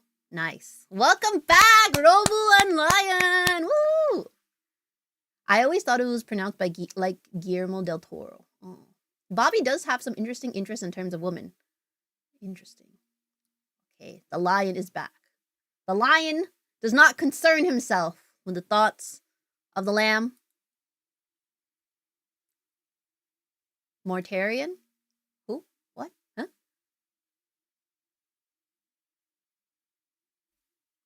And the two of them are only meeting up for the first time right now. Right now. Uh-oh. Stinky. Funny poop. Poop funny. Woo. The Death Guard. Allegiance. Chaos has Angron and Mortarion alive and Fulgrim. Oh. Heretic. Primal Heretics. Mortarion. A Reaper. A Poison. An ungodly stench. Single word descriptor? Rot. The Death Guard hail from Barbaros with the Primarch Mortarion. Bob isn't xenophobic, which is nice. Hello? Stinky. What do you mean this is my legion? Who said that? Who is saying this? This is not my legion. What the frick? Hello? Who's spreading these rumors? Primarch Mortarion. A Reaper. A Poison. An It's not me! ungodly stench. Single word descriptor? rot. The Death Guard hail from Barbarossa. Barbarossa. Mortarium. The It's 14th you. You Legion guys were aren't known cute. for their incredible resilience to I'm not damage. stinky. That's a lot of damage. Where the Imperial Fists were defensive thanks to tactics and posturing, the Death Guard were resilient because they could take whole lore, everything about Holy. You made me so mad. You made me so mad. Look at that. You made me so freaking mad. What the hell happened? Legion were known for their incredible resilience. I'm gonna be mad watching this. That's a lot of damage. Where the Imperial Fists were defensive thanks to tactics and posturing, the Death Guard were resilient because they could take a punch or a gut shot or a cannon to the chest and just keep on moving. They are slow, yet they are resistant, which was only confounded as a slow? Death Guard captain. Typhus, codename Dickhead, sold them out to Nurgle, god of rot and decay. Now, the Death Guard are a Nurgle-worshipping infected legion whose ability to feel You think pain this and is me? damage has all but just gone away. They wade through gunfire, able to kill normal Marines 10 times over and continue unharmed, all while spreading rot and disease in the name of their dark, very stinky master. Where the Death Guard enter, plague spreads. People get sick and they die. They spread debilitating disease to all around them. Why would a legion need to be anything more than very tanky when their enemies are falling over, puking, firing out of both ends, and having their skin peel off just by their presence? Entire worlds infested with a zombie rot, swarms of insects that eat flesh and metal alike, all while I don't the like legion the advances holes on slowly, them. painfully, allowing the disease they spread to take its toll before they reap the lives they believe belong to them. And This look is at not Mortarian's me. model, dude. The man is baller as fuck. I don't like the A holes. gigantic Ew. moth with a gigantic scythe. Come on now. The Death Guard. For my next trick! I don't like it. I don't like it. I'm not stinky. Those are not my guys. Those are not me. Don't say that again. If it makes you feel better, I think I belong to Slanesh. I think you belong to Slanesh. Loser. Hey! Fermented fish is still good. The insects need somewhere to live too. They can live far away from me, okay? Get that Tyrannid bullshit out of here. Average sushi enjoyer after their 43rd stomach bug that month. Hey! Let's put more holes in. I don't like holes in them. You know that fear people have of holes? This is why. Accept it, Sakana, this is your legion. This is not my legion! You care about people, right? Yeah, she's bugging out. Hey! Sanguinius' soul supposedly is still alive. I haven't... Yeah, trypophobia. I haven't... You're too cute to be a Death Guard. Oh my god, slay. I haven't picked my favorite legion yet, but it's not them. Do you forgive me now? You're forgiven, girly pop. To the 1,000 Suns! Oh, this one's Magnus, because it's red for Shuri. For Shuri. I'm gonna fucking kill myself. The 1,000 Suns. Can't say that on Allegiance, YouTube. Heretic. Primarch, Magnus the Red. A scholar. A sorcerer. Dang! A fucking nerd. What's up with his Single word nipples? Descriptor? Magic. The 1,000 Suns hail from their home Magic. world of Prospero, with their Primarch Magnus the Red. The final of our 4 major Chaos God factions, the 1,000 Suns are disciples of Zeech, the Changer of Ways. Heavily inspired by their Egyptian theming, the Legion themselves are slaves to the god of trickery and change. Most of them no longer even having a physical form, reduced to just dust, piloting suits of armor at the whim of a sorcerer leader. The 1,000 Suns do not deserve their fate. There's a common joke that Magnus did nothing wrong. This is untrue. He has done much wrong. However, he is very sympathetic, mainly because the Space Wolves and Leman Russ sought to end their rivalry through the annihilation of their legion, escaping only through the assistance of the Changer of Ways, and forever changed because of it. Meanwhile, magic is their main tool. Take some Lovecraftian style abilities. The Magic is eyes stored in his everywhere, nipples? and potent spells to be cast at their foes, Hey. where these are bolts of psychic lightning, reversing Oh, we time fought their spell asses we fought their opening up asses in portals to Space Marine 2. unreality, or changing the very fabric of the universe. The Thousand Suns sorcery knows no bounds, and they are very good at it. If you're a fan of like wizards, your classic style of spellcaster, and you want to I'm sorry, what? A visitor here? How long are you planning to live? As long as I can, honestly. I hope as long as I can. But if you want to know how long I'm planning to be alive, this is the first video we're reacting to. I planned a few more. So yeah. But yeah, we did fight these guys. We fought their bitch asses in Space Marine 2. And we're gonna fight their bitch asses again this weekend. On Valentine's Day. Aw, romantic. Just sit on your couch, Magnus. Everything's good. Don't call Dad. Like, the Legion actually stopped doing magic when Emps told them to. It was literally just Magnus who kept doing it. It's because he had so much in his nipples. What's he gonna do? They have a date with death. He tried to warn the Emperor of Horus's treachery and broke some important things on Terra. That's what drove him into chaos. Yeah, he kind of effed it. Yeah. I mean, maybe if the Emperor could afford iPhones for all his sons. I don't know. Technically, all the Primarchs are built out of perpetuals and can come back if GW needs to gather some money for their models. How long will you live? I don't know. of them, like wizards, your classic style of spellcaster, and you want a ton of them combined. You know, with I like wizards, and a Primarch who, like Mortarion, looks but I can't get baller. behind them. The Thousand Suns are for you. I can't get behind them. There's no way. You're a fucking cheater. You're such a sore loser. You're a cheater. My dad works at Nintendo. The Sons of Horus. Here we are, the Horus Sons. The Black Legion. Allegiance, heretic. Primarch, Horus, a warlord, a treasured friend, or the traitor himself. Single word descriptor, assault. The Sons of Horus are the formal name of Horus's legion, hailing from the world of Chthoniya. The Sons of Horus themselves were assault troops. All these planets the be blowing strength of up, their man. attack was some of the most powerful in the legions. While the White Scars may favor speed for their strikes, the Sons of Horus were known for their overall offensive power. It was even said that if the Sons of Horus met the Imperial Fists, they would be at a stalemate for eternity. However, the Sons of Horus are no longer because, well,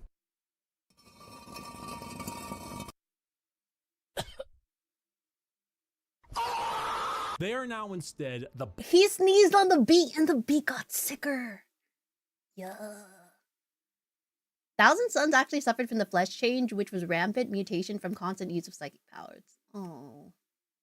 Ouch. Black Legion, led by Abaddon the Despoiler, who claims to Abaddon. succeed where his father failed. The Black Legion are still an offensive and assault-based force. Oh, they're still around. The Ultramarines, but for chaos. Your standard black. They're and not sad. The brass daddies, Space Marine, you know, who are known for recruiting whatever. in all different kinds of avenues. Anyone can become a member of the Black Legion. Anyone can swear allegiance to the War Master. You gain favored by not just one, but all four gods equally. Their famous line, "Let the galaxy burn," is the best way to describe them. It doesn't matter what the outcome is. So long as the Imperium dies, the Black Legion has done its job. They are a... Wait, the Lion's the one going around pew pew pewing all these freaking planets? Damn. Abaddon was Horus's first captain, the GOAT, the Armless.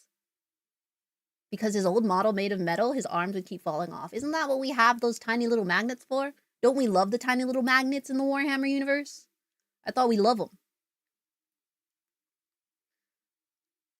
I'm sure a GOAT would run the Black Legion better. Oh! Fighting words! Fighting words! Legion formed from hatred. Wait. So the Sons of Horus are not going crazy because they have a new adoptive daddy? So you're saying everyone else who's going crazy because their Primarch died just needs an adoptive dad? We just need the father that stepped up? Go to therapy. God. Fight with a clear... Magnets are great, but when your model's made of lead bits. Oh. No one knows what the heck Lion is off doing. He's just seen in two places at once on opposite ends of the galaxy. Pew, pew, pew. They are a legion formed from hatred and spite, with a clear goal in mind. As the dark gods are calling, and the Black Legion are sure to answer. Hello. Do you have a moment to talk about our Lord and Savior, Jesus Christ? No. It wasn't fucking optional! The Word Bearers. Allegiance, heretic. Primarch, Lorgar Aurelian. Lorgar. A fanatic. A choir boy. Single word descriptor, zeal. If the Black Legion answer the call of the dark gods, what if they're loyal, right? To call the Black Legion a Primarch, the Aurelian, a preacher, a fanatic, heretic. Primarch, Lorgar Aurelian, a preacher, a fanatic, a choir not boy. loyal. Single word descriptor, zeal. If the Black Legion answer the call they're heretic. of the dark gods, what if instead you decide so to you call guys are onto something. If they're bald, they become heretics. What the heck? What kind of lore is this? The lion can just teleport from planet by himself. Oh, he's built like that. Built like that. They didn't take Horus's death well, but Abaddon was the first captain of the entire Legion and right under Horus. He was enough to keep everyone sane and focused, and he's done a mighty fine job of it. So they just needed the dad who stepped up. Unfortunately, they have a bunch of traitors scattered across time to keep the Empire. Oh, time to the Empire doesn't trust them because they keep doing weird shit. Literally the first traitors you should have known. The gods first. Well, then the Word Bearers are for you. The 17th Legion led by Primarch Lorgar on the planet of Colchis. It's still there! Originally obsessed with worshipping the Emperor of Mankind as a god, they found that despite his divinity, he was not worthy of worship. Because, you know, he raised their equivalent of Jerusalem to the ground for daring to worship him. Like, could you imagine if God actually showed up and was just like, Jerusalem is stupid, it just destroyed the whole thing? Like, what would that do to your head? But there are gods that want worship and will reward those who do. The Word Bearers are chaos worshippers to a T. All chaos gods. They specialize in demonic rituals, the summoning of demons, and the mutual possession of their own troops. They welcome demons to their bodies to fight as one. They exalt the dark gods themselves for aid, and guess what? What? They answer. In the world of 40K, Satan doesn't just call you back. He hops in his GT Mustang and he crashes on your couch. In the world of 40K, according to Bricky, Satan is a real one and not a traitor because he calls you back. Thinking caps are on. your rituals will end with genuine results. The Word Bearers know this. They know through sacrifices, through devotion, through dark baptism, the gods will answer and they will be rewarded. So they use it. They bring forth demons. They bring forth possessions. They bring forth the power of the neverborn, the damned, and those that hide in the dark to bear against the Imperium. Lorgar sits there, smiling, as the truth he always knew, the existence of gods and the importance of faith is a reality. And it is a tool he is using to rend the galaxy. Rending. He failed at the one thing. Even Erebus hates Erebus. All my homies hate Erebus. Lion was trapped outside the solar system during the siege, so he destroyed the traitor homeworlds to try to pull some of them off of the siege. There's a loyal dreadnought. He lives in the Ecclesiarchy's basement. I don't know if I said that right. It's not entirely true what he said. The Emperor made the Ultramarines blow up his planet. That was like a huge shrine to the Emperor and made them kneel in it. Oh, well. Word bearers were messing with the warp entities before their fall. Oh, they're just in there. They went from praise Jesus to hell Satan. I mean, gotta believe in something. He calls you back and then takes all your stuff and turns you into a tentacle monster. Oh, maybe don't call, maybe lose my number, actually. Lorgar's writings are the founding text of the Imperium's religion post-heresy. He wrote the Bible, you guys said that. If the word bearers are proof of anything, it's that just because he gives you attention doesn't mean he's good for you. Just because he gives you attention doesn't mean he's good for you. Bare minimum, okay? Word bearers, more like word bare minimumers. Nah.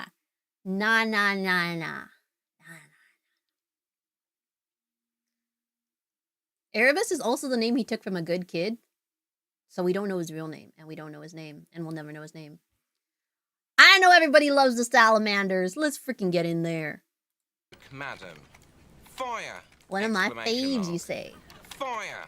Exclamation mark. Help me! The salamanders. Allegiance, loyalist. Primal, loyalist! Vulcan. Vulcan! A forge master. A behemoth. A very huggy boy. Single word descriptor, fire. The salamanders hail from Nocturne, a volcanic planet home to their Primarch Vulcan. They are the largest of the Space Marines. Not due to numbers, they're big. but rather size. They're Vulcan, giant.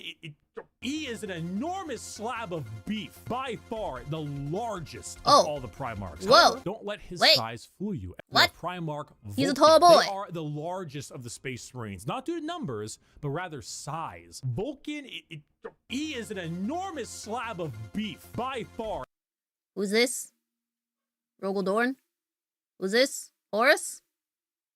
Vulcan, Rogaldorn, Horus? Is that what that's saying? The largest of all the Primarchs. However, don't let his big size boy. fool you, as he is also I need a big kindest. boy. Salamanders have the juxtaposition of looking frightening, being larger than He's other a Marines, big while also boy. boasting an ashy, like coal color skin, And I like that about him. blazing red eyes. I like that about him. Simultaneously carrying around all manner of flame weaponry. So your average civilian might be spooked, but in Vulcan is like 11 feet. Most Primarchs are 10. Oh, Rogaldorn putting 10 foot, 11 inches. The right one, oh, the human Rogaldorn Vulcan. Got it. Human, not Horus. Horus is also tall. Got it. reality, they are by far the kindest of all the legions to those civilians. Vulcan believes that to safeguard the Imperium is to, at the end of the day, I mean, safeguard its... You basically come up to his shins. What do you mean? I'm 5'4". No, I'm not. I'm 5'5.5". I'm not, wait. Huh? I'm 5'5.5". That's higher than his shins. Right?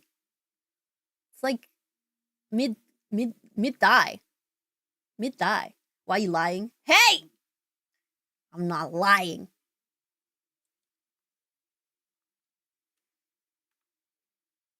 Vulcan believes that to safeguard the Imperium is to, at the end of the day, I mean, safeguard its people. So unlike other legions who put their lives far and above the average human, the Salamanders spend significantly more time trying to save them, often taking numerous losses by doing so. They are very independent as well. They're forgers and blacksmiths, maintaining their own weapons and crafting versions of it. They also have the very rare privilege of being able to see their families even after becoming...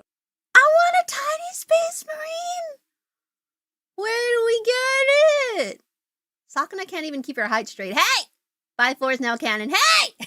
I'm 5'5.5". Kindest, but only to humans. As a human, we take it. A space marine. They care, which is the funny part, because the that's what the Emperor wants them to do. With flaming red eyes, who just reduced a traitor to bubbling metal, says, "You have nothing to fear, young citizen. Take my hand." If you enjoy fire, melting things, and being the nicer of the Marines, Salamanders are for you. Hey, if you're an arsonist but you're nice, Salamander.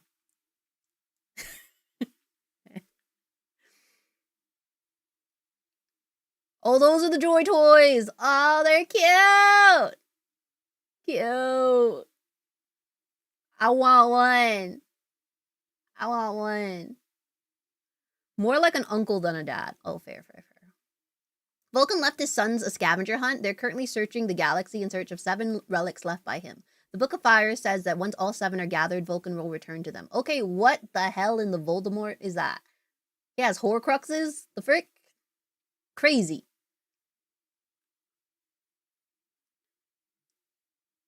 My fave here's Raven Guard. Nevermore. Quoth the Raven, nevermore.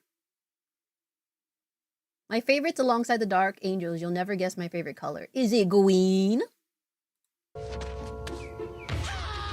Yeah, you'll never guess my favorite color, actually. What's my favorite color, huh? Tell me. Tell me right now. Ultramarines guide humanity. Salamanders protect humanity. Oh, that's beautiful. Blue and green. Like the world. I have a Blood Angels action figure. Cute. They're basically like the immortal uncle of the family. Each of their companies live in one of their planet's cities and mingle. Oh, that's nice. Vulcan is the one official perpetual amongst the Primarchs. He has died plenty of times. And he just keeps coming. Pink? Blurple? It's not pink! My favorite color is not pink. Fooled you. Fooled you. It's not brown. Quoth the Drukari. Slur. Pink. Lies. It's not pink! My favorite color is not pink! Wow, wow, wow. The Raven Guard are super underrated. Your favorite color surely is orange. No, but my Oshi's orange.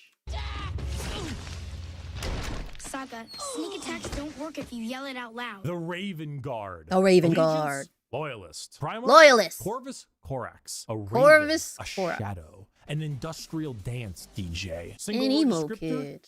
Stealth. The Raven Guard are the final Loyalist Legion at 19 and hail from the planet Deliverance with Primarch Corvus Corax. If it hasn't been made clear enough already, the Raven Guard are stealth specialists and proficient in all manners of assassination. Despite this, their signature winged jump pack and double lightning claw look is, well, not very stealthy. They are named after, of course, the Raven. It's probably something basic like blue. You take every second to call me out, don't you? No. No. No! My favorite color is gray. Gosh. You couldn't tell? Looking at me? Looking at me? You couldn't tell that my favorite color is gray? That's so boring. Hey! Hey! You know what? Watch the damn video. Not very stealthy. They are named after, of course, the Raven and embody the entire concept of it as a herald of death. They are stealthy, patient hunters that have no problem with waiting and waiting and waiting until the moment to strike is at hand. It's not easy being a stealth faction when your stealth involves people in 1 ton of power. The Crow armor, as a but they Primarch. find a way. That, more than anything, should not be used to show how ridiculous 40k is, even though it is, but rather to show how good the Raven Guard are at their jobs. It's not about them sneaking around you without being seen, but it's also about them having lied in wait for so long that it wasn't until they were in striking distance that you even realized they had been there. And also, if you want edgelord Marines with the long black hair, pale skin, ravens everywhere, if you want to field assassins and snipers abound. Is that blue? Is that like a baby robin's egg? Wait, that's cute! Has somebody told Riri about the Ravens? The Raven Guard? That's cute! And the Raven Guard are for you. He could be in this very room. It could be you. It could be me. It could even be... Whoa, whoa, whoa! Sushi, do you do model painting? Because you must love Primer. I'm going to uninstall YouTube and Twitch. Gray, you would like that. Likes white bread for breakfast. I'm uninstalling. Goodbye. Robin's egg's blue, grayish blue. It's gray, can't you tell? That's your favorite color. It looks blue! No? Run it back, run it back. Where the frick are they? That doesn't look blue to you? That looks blue to me.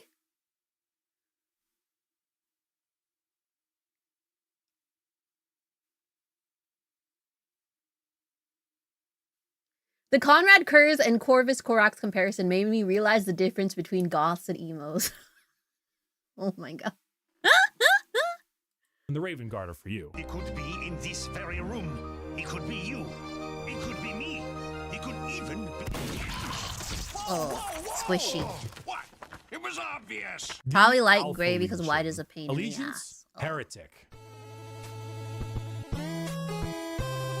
Primarch, Alfarius, and Omegon. Saboteurs, destabilizers, they're in your walls. Single word descriptor, espionage. Finally, the 20th Legion, the Alpha Legion, led by Alfarius and Omegon. Damn, I got a lot of Alfariuses in chat. Alfarii. What's up? What's up, fam? What's up? Only Legion to have 2 Primarchs who were split as twins. The Alpha Legion are heretical, we think, and specialize in destabilization of society and armies. Their entire shtick is the Hydra, because when you cut off one head, 2 more take its place. All of the Alpha Legion look exactly like their Primarch.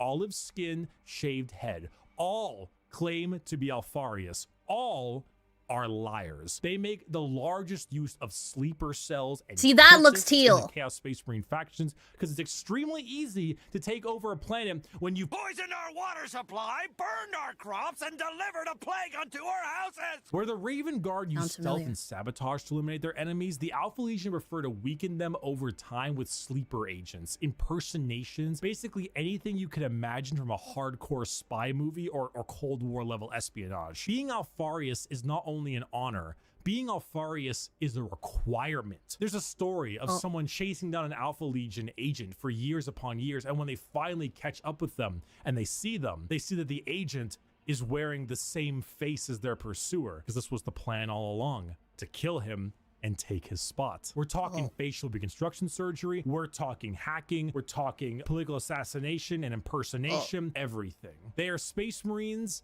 in name only, because being a strong stoic warrior is not what the Alpha Legion is interested in. In fact, the Alpha Legion is interested in you not even knowing that the Alpha Legion is a thing. I am Alfarius. You are Alfarius. We are all Alfarius in his Lord's glorious army. Thank you everyone so much for watching this video. I hope you learned a little something. I hope if you were on the fence about what Space Marines you wanted to field, you would now have a better idea of what you want to play. Buy my gamer sub shaker. Buy it. It's on sale. It's on sale. Pre-order. It's ready to go. It's ready to go. Just get it. Use code Bricky. Get it.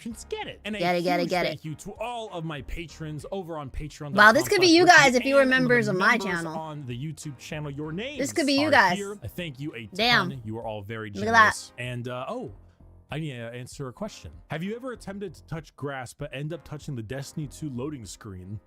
No, never happened to me. Never happened to me. In the lore, they've already dropped the I am Alfarius thing and even got real pissed when some Marines keep doing it. Current day Alpha Legion don't really do the Doppler. Alfarius is the shortest Primarch. That's how he can blend in so well. How short is he?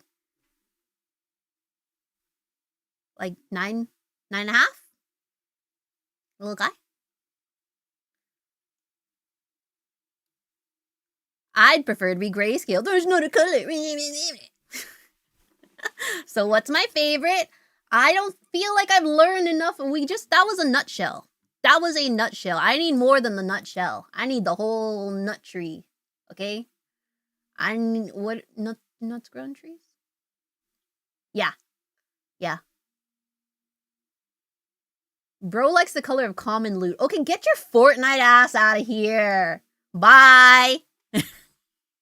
He's a short stack for a Primarch. Aw. Same size as normal Space Marines. Oh, so 8'11". Guys, I'm not 8'11". I'm 9 feet. Guys. Yeah, I'm not 8'11". It's not just Fortnite, bestie. I know, I'm just making fun of Germa. I need the whole... I'm not going to say that, actually, Callie. I'm not going to say that. It's assumed he's shorter due to splitting into twins. Stop talking about nuts. Fine. We're not talking about nuts. You know what we're talking about?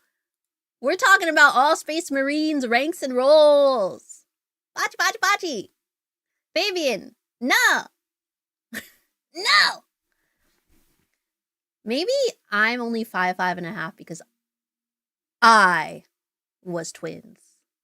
I were twins. I was twins. We were twins.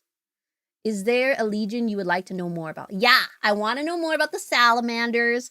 I want to know more about the Raven Guard because I like their colors. I want to, yeah, salamanders and Raven Guards. Yeah. And I guess I want to know about the Blood Angels because it's going to make me cry, right? And I want to know about the Blood Angels. But think of the youth. I apologize for my comment about liking the Green Legion starting this color discourse. I forgive you. Now you're just short. Okay. Sir, there are 19 Primarchs, not 18? There's 20. But there's only 18, but there's 20. Do you know what a Tech Marine is? What's a Tech Marine? Like I said, one of you recommended me to watch the Every Space Marine Legion video by the Remembrancer, which is 20 freaking hours, okay? 20. You want me to react to that? We gotta see some coin. Become a member. Become a Twitch subscriber. 21. What? 19 Primarchs as we have 1 twin and 2 lost or forgotten. Girly Pop Marines. Yeah. Someone said, will chat tell me that you can have Marines in any color? I know. When I get my hand on a Marine, we're gonna get any color. I mentioned I bought this Warhammer 40k character encyclopedia book that came with Lieutenant Titus Mini. I'm gonna make him blue, but just know, if I had another one, he'd be pink. Just pick your faves and start there. Yeah, Remembrancer doesn't make streamer-friendly stuff, but I do it. You can make a chapter of the Salamanders and paint him primarily gray. Oh. You should watch The General and the Angel, read by Baldermore. 19 when you count the Alpha Twins. 21 technically. One of the recent codex implied the 11th Primarch is currently locked up in the Palace Dungeon. Ooh, what'd he do? Don't even paint them, then you got Grey Marines. Okay. I will be priming them. And you know what? And what do you know about that? How about you go to SM2 game now and make your personal lovey-dovey power armor in the armory? We're doing that this weekend. 22 if you count the prototype in the basement of the Imperial Palaces. That's crazy. The Emperor made 20, lost 2, and Alfarius got a duplicate. This is like that math problem on Facebook. You guys don't know what Facebook is. I'm a boomer. Anyways, let's learn about the ranks and the roles. Try to watch the shorts from AstartesAnonymous because the short story was amazing. There is gray primer paint, and I love that.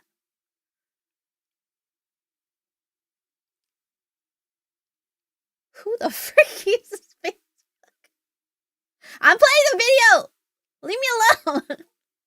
Today we'll be covering every Space Marine rank and specialization. Well, every rank and specialization according to the Codex, that is. Sorry, according to the Codex! Templar fans, don't worry, though, we'll give shoutouts to the interesting foibles of non-Codex. Did you say which Codex? The Space Marine Codex, I'm guessing? Holy.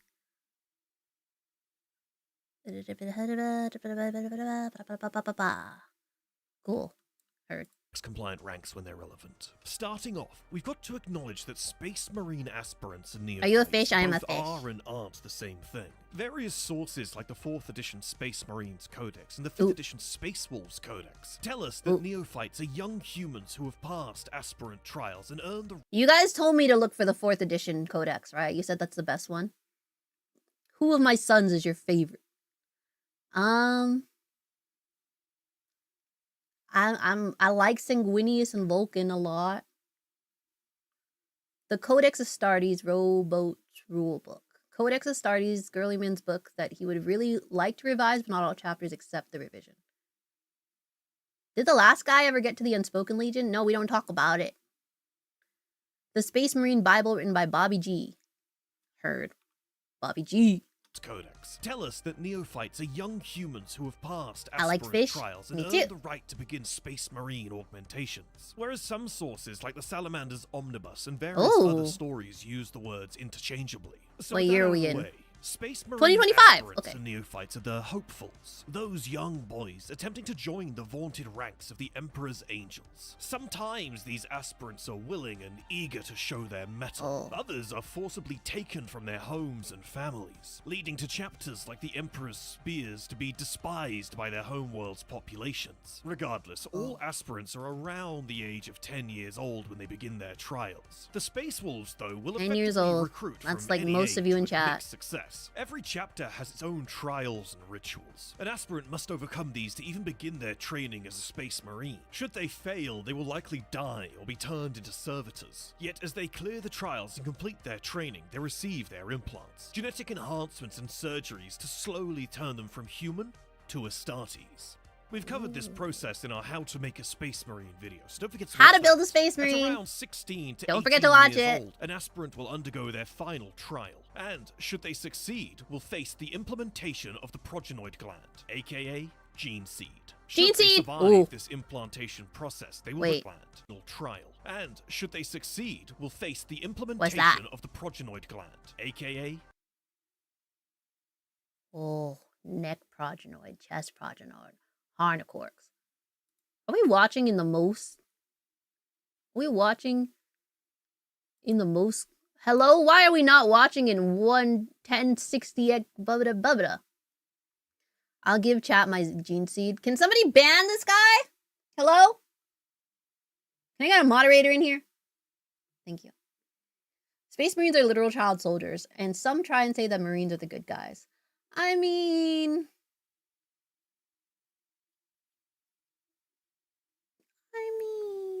was a fan of Norse mythology and wolves even before I knew about Warhammer, so my favorite Legion choice was obvious. Nice, nice. gene seed.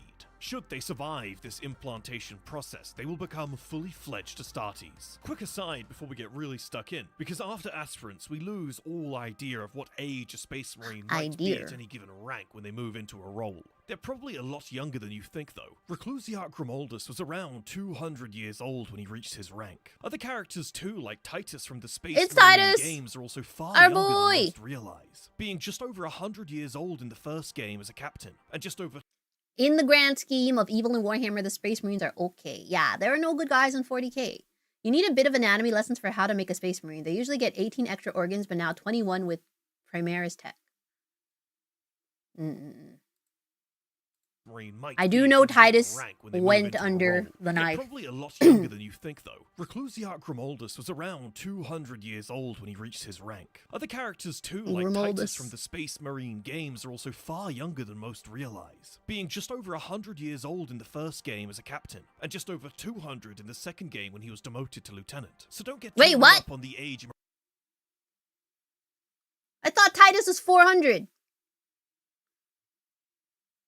What? Well, Marine is at during any given role, as it massively varies with the writer. He's 200. Why does he have 4 little known in drillies? Chapters as scout? He has the little guys. Doesn't he have 4 little guys? Oh, each is 50. I can count. I can count.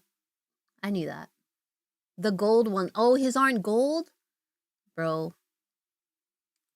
Someone needs to paint that. Lowest rank in an Astartes chapter. Scout, the lowest. Aspirants will find themselves here, part of the 10th Scout. Company under the supervision of a seasoned battle brother to act as the squad sergeant. Scouts primarily serve as reconnaissance and stealth. Reconnaissance. It's interesting that this is the role Astartes first see battle in. It teaches Marines the necessary... The drillies are service studs. That's how long he's been in service. Oh, so he's been in service for 200 years. But he's also 200 years. What? Yorn the Fell Hand is 10k years plus baby. I think the 4 he has the ones that represent 50, not 100, but the colors depend. Oh. You know what? I'll read about him in my little book over here, okay? Yeah, we'll read that on Saturday. Deprived of power armor and forced to make full use of cover. Oh, no power armor. A way for a chapter to temper the arrogance of Marines that they know is coming. A Space Marine in power armor is basically a demigod on the battlefield, and all that power can and does go to their head. So the scout position is where they try to temper them before they get that immense power. After serving their time in the Scouts, and with their sergeant's recommendation, an Astartes will leave behind the 10th and join one of the reserve companies.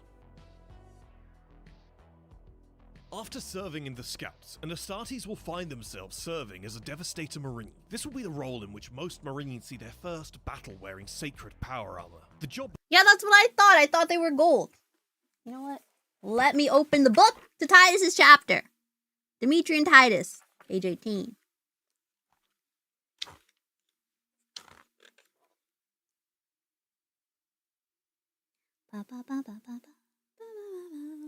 Tell me about Titus.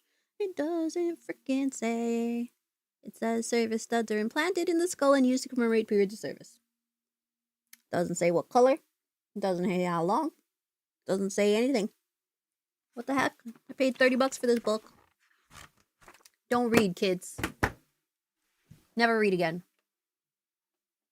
Of Devastators is simple. Provide heavy firepower for Astartes' strike forces, a skill they would have honed in their capacity as snipers while they were with the scouts. Once again, we see how raw Astartes are held back from the thick of the fray, this time holding the rear lines and providing supporting fire to the main assault. Devastators in battle basically spend all their time laying down heavy fire from good cover. No enemy is going to step into their firing lines unless they're mad or have a death wish. Devastators also serve another key role as providing Astartes an effective means of static warfare. Astartes, by their design, aren't big fans of static warfare. They are, on the whole, elite shock troops designed to break through enemy lines, punch holes and break defenses. Marines typically operate more like tanks. They're fast and wield mobile weaponry. Devastators, however, thrive in trenches, maintaining positions with good lines of fire. Some Marines never move on from being a Devastator. They find it their permanent home because that's where their talent lies. Most Devastators serving in battle My companies talent, are likely devastation. to be of this sort. Fair. Okay. You have his book? No, I have the Warhammer 40k character encyclopedia, and there's 2 pages on Titus. That's it. The old lore was gold is 100 and silver is 50. I doubt it's been changed. Yeah, it probably hasn't changed, but I just don't know what color Titus is. The 40k Lexicanicum just said the gold ones are 50 years for Ultramarines, but nothing about silver. I don't think Game Workshop knows the answer. Oh. Well...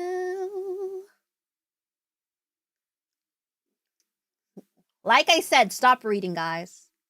Serving their time in the Scouts, being tempered, Assault and serving Marine. as a Devastator. Seasoned further, Marines are finally let loose. Assault Marines Oh, serve let as 'em the loose. tip of the spear, and Outriders for Astartes. These Marines' job in battle is to break the An enemy orc! line, and they're never really intended to hold ground.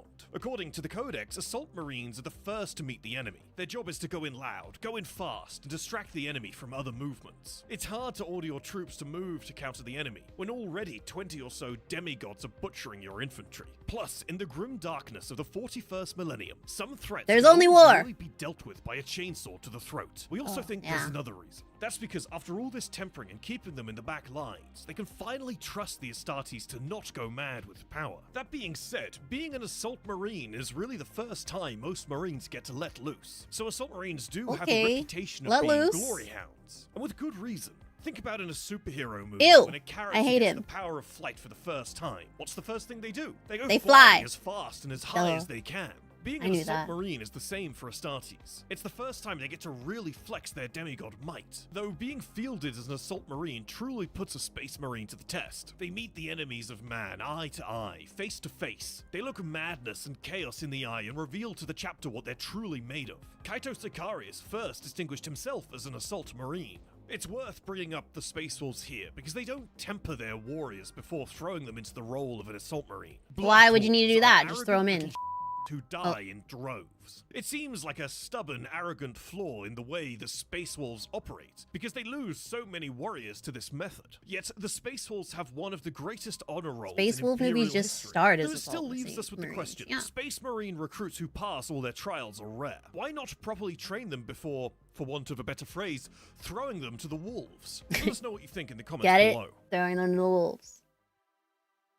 After completing their time as an assault, After and a assault, Devastator Marine, you a tactic. Space Marine will become a tactical Marine. In a tactical squad, a Space Marine can bring to bear all his skills learned throughout his career to make him able to adapt to most any situation. They combine everything we've covered so far in one deadly, power-armored covered package. Tactical Marines are flexible, taking all comers and are able to deal with near any obstacle on the battlefield. They're truly the epitome of what it means to be Astartes. They're fast, heavily armored, and heavily armed. No mortal force, and hell, even most aliens couldn't hope to stop a tactical squad of Marines breaking through their lines. Pretty much any story you read set in the 41st millennium that follows a non-Captain Astartes will follow a tactical Marine. We can't stress enough how important these Marines are, not just to a chapter, but to the Imperium at large. We love them, being saved time and they and love time us. again by a single Space Marine wielding a combat knife and a bolter. And some of you may be wondering, well, how has this changed for Primaris? Primaris don't really have these squads, and the honest answer is we don't know.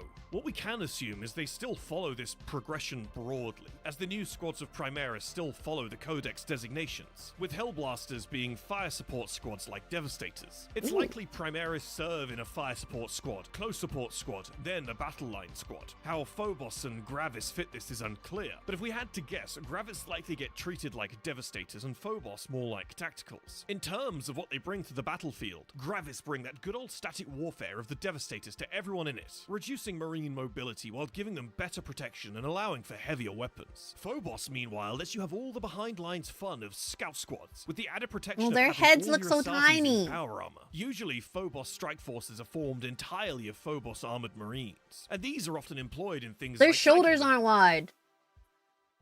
They don't have those refrigerator shoulders like the boys in China do. The heck? You gotta have the refrigerator shoulders.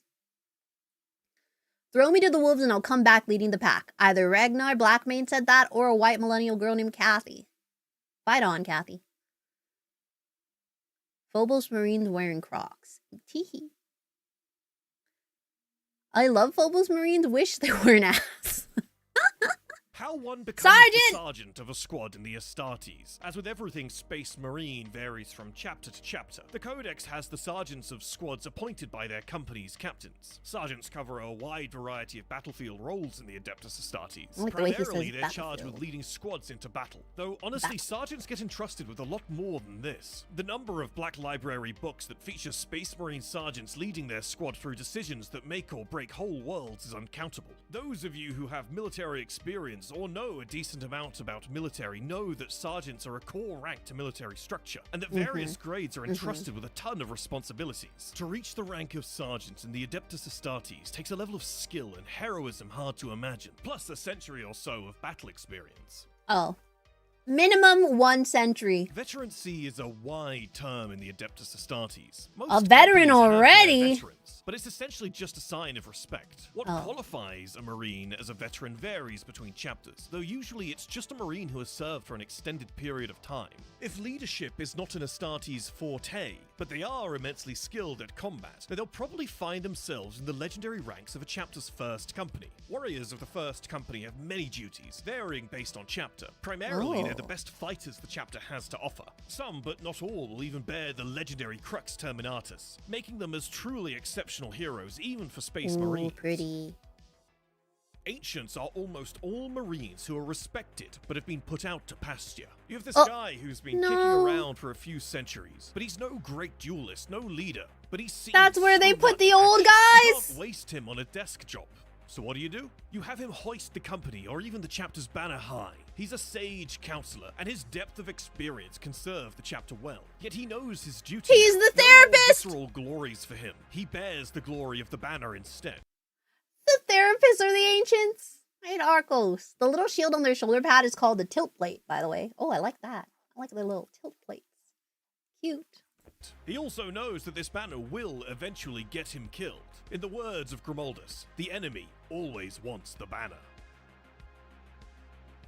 There's something of a misconception around Champions. That's me. A lot of people seem to think We are they're the up champions. next for captain, but the Codex doesn't seem to encourage this. Instead, a champion is the hands-down best fighter in the company or chapter. Ooh. In the case of a company He's our champion or duelist. chapter champion, respectively, champions walk with the honor of their chapter or company at stake. Okay. Their duty is to slay the warlords, Duelist, the duelist. champions and greatest monsters of the enemy, to seek duels and glory in the name of their company or chapter. There's another duty champions hold that's worth mentioning, though. Captains are often better fighters than their champions. But if a captain is dueling an enemy warlord in single combat, what is he not doing? Leading his men and directing the battle. And worse, should he fall in single combat, the That's Astartes it. have just lost their best tactical mind. For what? For glory? He's not the Glory is their IGL. defeat. He's just the So better duelist. the Got it. champion falls than the captain. for the sake of winning the battle. That's why we think the Codex advocates for champions taking on this duty. Plus, that makes it really sense. fits the mindset of Rabute Gilliman, the man who wrote the Codex, who was all about putting a pragmatic victory ahead of personal glory, a concept many Astartes desperately need to learn. Along with this, champions often serve a role in a vast number of rites and rituals for a chapter. Effectively, they act as a symbol of honor, in the same way we might use a set of scales to invoke justice. Makes sense. The apothecaries of a chapter have numerous duties and responsibilities. Apothecary! The most important is the one you're most likely already familiar with, the retrieval and care of gene seed. Yet this goes a little further than you think. Not only do apothecaries extract gene seed from fallen battle brothers via an arthesium, but they also ensure and maintain its purity. Gene seed slowly mutates. Why isn't this part of Space Marine 2? I want to extract my brother's gene seeds. What the heck? I can loot them. Fish have scales, fish are justice. And I am justice. Thank you. Mutates and degrades over time, losing its potency. The way gene seed works is mostly unclear, but what it seems to be is likely a soul link or a soul. It is in the game. You're calling a lot of apothecaries while you move on. Oh. You know you cannot loot a gene seed. I mean, that's what you're doing. When you see dead Marines, Gadriel calls the Oh. But I want to do it. Can I play as the apothecary? There are gene seeds to be found when playing. Ooh. Ooh, we're gonna find gene seeds on Saturday. Nothing's more romantic than finding gene seeds with chat. Wow. That phrasing? What's wrong with my phrasing? I'm a poet. Template of the Primarch it's derived from. Imagine you have a hole in the shape of a Primarch, and in that hole you insert a Space Marine. The gene seed is what helps fill those gaps. A mutated. Imagine you have a hole in the shape of a Primarch, and in that hole you put a Space Marine.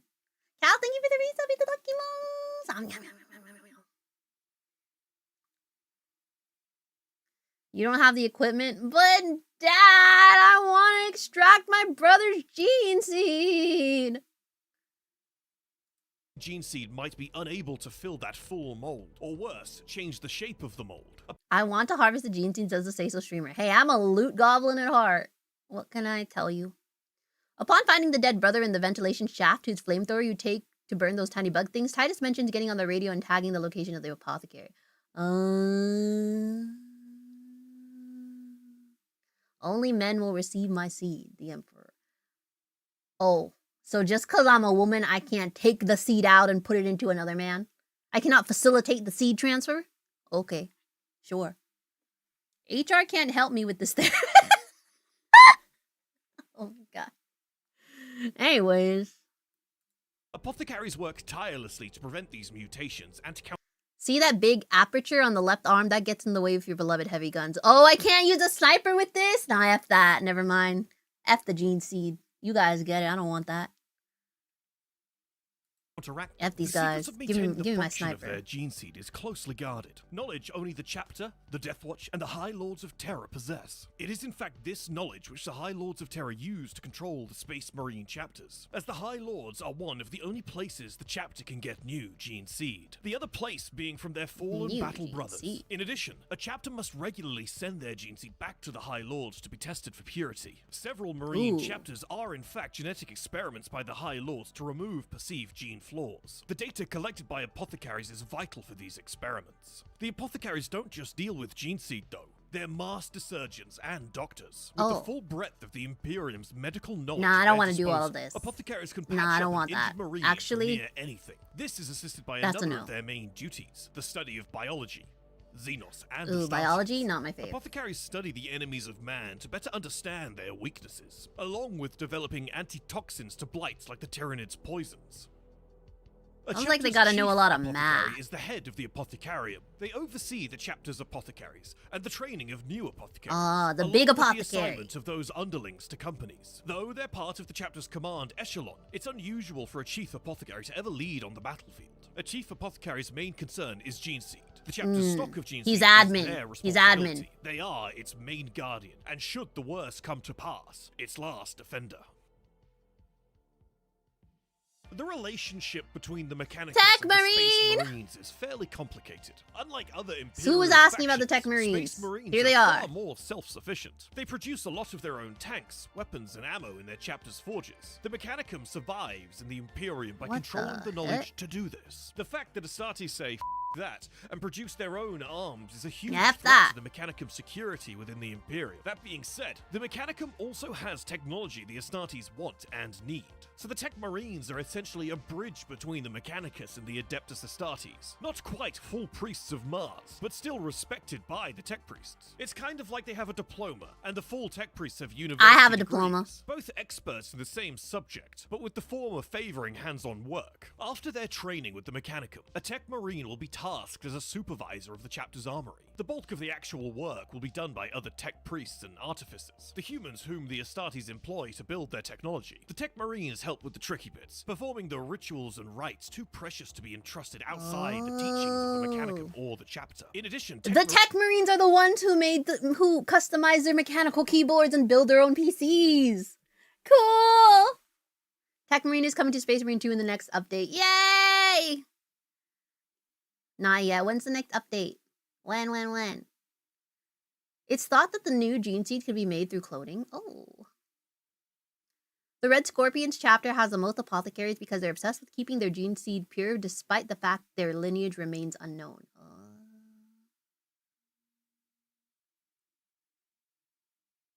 Late this month. Heard. We'll play it. Marines tend to the chapter's dreadnoughts, seeing to their Oh, needs while they slumber. that's a and big helping boy. awaken them when the need arises. Tech That's Marines a are big also boy. those tasked with interring the mortally wounded into dreadnought sarcophagi. The chapter's Master of the Forge is their chief Tech Marine, and possesses technical Ooh. secrets to rival any The mages of head Mechanicum. guy. Many have created whole new types of vehicles and weapons. The creation of the Blood Angel's Furioso Dreadnought chassis is credited to a Blood Angel Master of the Forge. A lot of what are referred to as relics are in fact weapons How can Tech Marines exist if we can't make new technology? Are they not making new technology? It's not new? Oh, it's just recycled?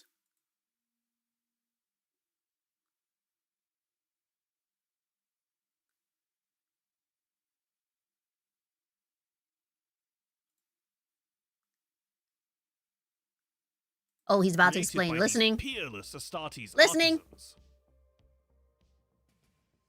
The chaplains of the Adeptus Astartes come on a sliding scale, representing their duties. As with everything Space Marine, the duties of a chaplain vary based on chapter. Yet, even with that variance, there is a scale that seems to apply. We posit that Maintenance versus manufacture. The idea, it's not new, but more attaching already known stuff to new things. So that's not creating a new thing. Technically, that's not creating a new thing. So what if we do that to everything? I mean, if the AdMech disagree, what are they going to do against 1,000 angry Marines? True. Techcon. chapter. Yet, even with that variance, there is a scale that seems to apply. We posit that chaplains come on a sliding scale of Space Marine therapists to zealous Space Marine orators. therapists! The former are chaplains who will help their brothers work through mental blocks. When you boil them down, Space Marines are child soldiers pumped full of magic steroids. Oh my They tend to be god! a little Chaplains are all child therapists? Because the Space Marines are all little guys. Oh. I would not be a chaplain. I don't do child therapy. All equipment maintenance and production for the chapter will be revoked and they lose all their equipment. Oh. unstable. A good example of this is Raphael during the Warhammer Plus series, Angels of Death. Recently, Kazrael has just returned from the Death Watch, and he feels estranged from his brothers. Raphael is worried about him, not only as a brother, but that this might cause Kazrael to fall to the Black Rage. So during the series, Raphael keeps reaching out to Kazrael, trying to reconnect, and offering words of wisdom. He even goes so far as to give his life to save his brother's soul. Meanwhile, you have someone like Grimaldus, who, when seeing his brother grieving, says to toughen up or it'll get him killed. Yet Grimoldus' Oh speeches no, that are toxic some of masculinity. the fiercest and most awe-inspiring in all of 40k. It's not that Grimoldus doesn't care for his brothers. He greets them with tough love, believing that through faith in the Emperor of Man, they will find true strength. Though interestingly, in Hell's Reach, But you can Grimoldus also finds himself hug each other. questioning his own methods throughout. Regardless, in battle, chaplains Love each other. inspire their brothers with fiery words and prayers, seeking to protect the souls of their brothers against the ruinous powers. Chaplains are in charge of the purity of a chapter's soul. For chapters like the Black Templars, who call the Emperor of Mankind their god, chaplains lead sermons and bless their brothers in sacred rites. For chapters that don't worship the Emperor as a god, the object of their adulation tends to be their codes of honor and philosophy. For example, in the Salamanders chapter, chaplains are interpreters of the Promethean Creed, the Salamanders' core philosophy. Beyond seeing to the spiritual needs of their brothers, chaplains also tend to be one of the most vital parts of a fortress monastery, the Reclusium, the place where a chapter houses its greatest relics, and often its darkest secrets. Oh. Honestly, a Space Marine wouldn't probably know how to respond to a hug, just like most men. Oh no. No hugs allowed unless you're a salamander and then it's regularly scheduled. I think they need hugs. I think the Space Marines need hugs. I think they need to snuggle.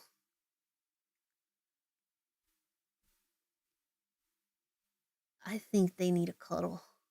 It's a bit of a gray area. The Mechanics are always arguing internally about development and under a lot of different names to avoid tech heresy. Chaplains have the worst job. Oh no. But they can do a high five. Yay! During the Great Crusade, chaplains started out as therapists, then the word bearers realized they can be used for conversion. Oh no. I love hugs from women. I love hugs from women too. Love a woman. But you can also hug your brothers. Hey. Hug somebody. Sakana just wants to see the big, McLarge, huge boys snuggling. They can hold hands. I think you're projecting. Whoa. Transference, countertransference. Chaplains also have the most drip. Hey. Judiciars are the most junior rank of chaplain. All baby aside, chaplains. They prove their zeal with deeds. All Master while students, silently perhaps. preaching to Undergrads. themselves. Having proven themselves to be a capable and zealous warrior, a Judiciar will be raised to the full rank of chaplain and be attached to a company to instill its warriors with faith and zeal, as we've covered. This next part is another moment where Games Workshop has created a lot of contention with these roles. Across the various chapters. Hand holding in this Christian stream. Whoa, there's no Christianity here. There's only the Emperor. Watch what you say.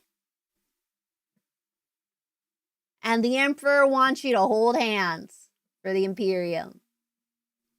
He told me. Well, he didn't tell me because I'm a woman. He told someone else and they told me. Yeah, I was there. Reclusiarchs, high reclusiarchs, high chaplains, and masters of sanctity have all very much been Reclusiarchs. interchangeable depending on chapter. However, we're going to stick to the 5th edition interpretation of the Codex, which places the Master of Sanctity on top. So, second only to the Master of Sanctity, the Reclusiarch oversees the training of new chaplains, and is the chief chaplain in charge of the chapter's reliquary.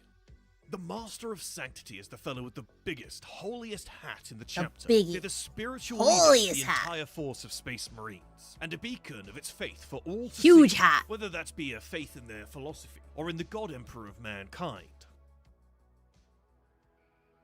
The librarians of any chapter. Librarians! The stewards of its knowledge, and the guards. They got nerds in here. Just kidding, they're all nerds. All they do is read. Of course there's a librarian.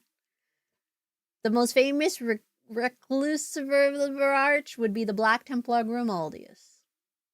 The other magic ones. I love a librarian. And arcane. Do they tell you to shh? Suspicion as they are respect. Librarians often stand apart from their brothers. The Emperor did once talk to a woman. Wow. And was it me? I don't think so. Exclusion is not only librarians. Respect. Librarians often stand apart from their brothers. This exclusion is not only because of their access to information usually restricted from their brothers, but due to their abilities as psychics. Oh, they zap and read? Free from the Imperium's Wait! Trust. I want to be a librarian. You telling me they get to read and then zzz? Oh my goodness. When they tell you to shush, you better shut up or you're getting ass blasted with lasers. abilities as psychers. Not even Marines are free But from the they're Imperium's nerds. deep distrust of psychers, a suspicion only worsened by the librarian's duty to research forbidden lore. Going through the chapter's librarium, studying and maintaining the ancient lore held within, so that they might better advise their brothers on how to fight the ruinous powers and Xenos abominations, along with their ability to scry into the future and access astropathic networks, which is Not gonna lie, your voice is so soft and soothing that I can imagine you being an actual school librarian. Aw, thank you, Iron Duke. I'm glad that you zone out all the times I scream and make weird audible noises. That's so nice of you. Blows up pancakes with mine. Not the pancakes! Ew, gross. I'd rather stalkily stare off in the distance with my fellow Raven Guard as we perch on a rooftop in reverent silence to the Primarch Corvus.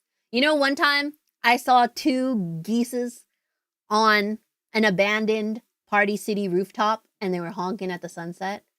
And I was like, this is the most romantic thing I've ever seen. They were just sitting there, honk, honk, honk, in love. In love. Love geeses. They can presumably shoot lightning from any body part. Any. They have 21 organs. That's a lot of lightning. Why do I think that Sushi will become a small little librarian in the... What do you mean small little? What do you mean small? I can be a large-ass librarian. I'm going to be big and giant. I'm the biggest librarian you've ever seen. What do you mean little? the psychic links that are used for interstellar communication in the Imperium. Librarians make excellent advisors to captains. Librarians can tell a captain all about what the enemy are capable of, while shielding the captain from knowledge that could... They're also little gossipers here for a little kiki. Hey, Captain, guess what I heard? Wait, I'd be a good librarian. Hey, Captain, guess what? I know their Achilles heel.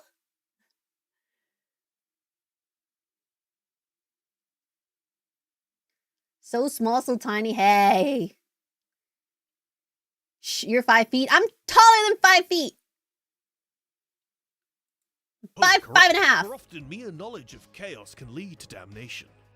Yet these long studies yield sharp minds, and are part of the rigorous trials to become a librarian. These trials are far more arduous than those pertaining to the regular this and yield is harder than the master's degree in library science. Never mind. Never mind.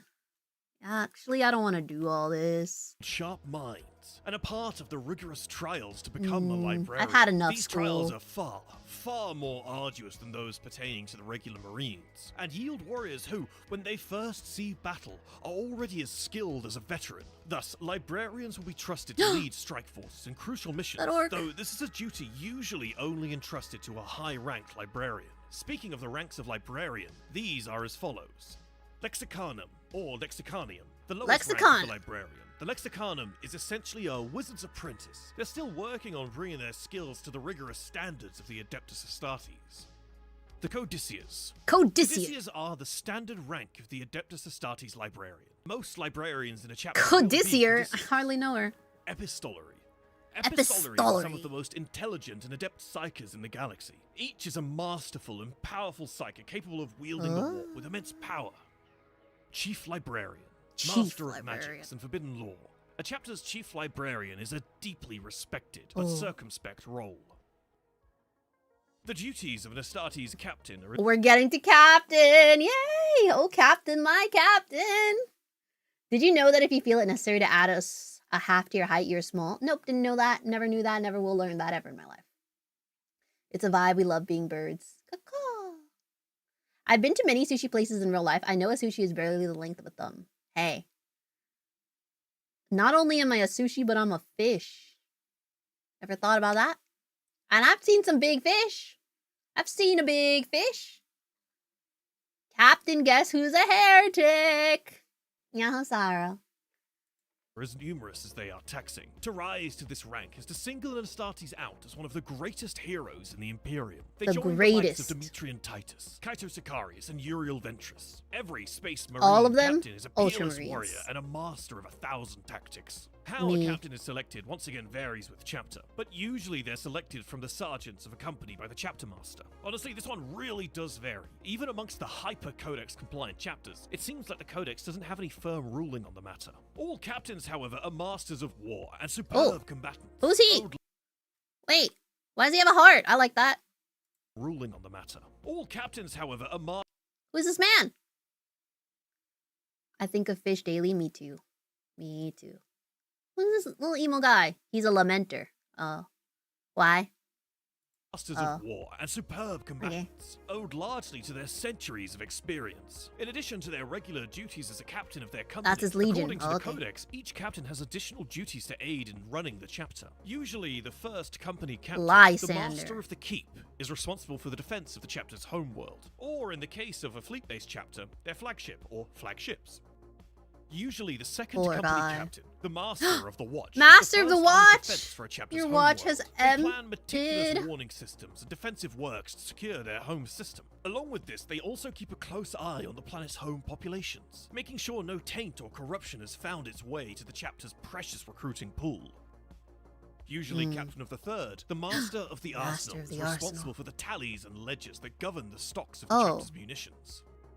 Usually, the fourth company captain, the master of the fleet, is in charge of the chapter's fleet. They oversee patrols, and should the chapter fleet ever be arrayed at full strength, the master of the fleet will be at its head, unless the chapter master wishes to take the helm. The fifth company captain, the master of marches, is every chapter's very own Excel spreadsheet master. As glamorous as all the bolt of fire and blade clashes of the 41st millennium are, no battle happens without a horde of paperwork preceding and following. Paperwork! Honestly, this is probably the most vital role any Space Marine captain holds. The master of marches effectively decides what battles the chapter fights, and what wars it wages, with the chapter master's blessing, of course.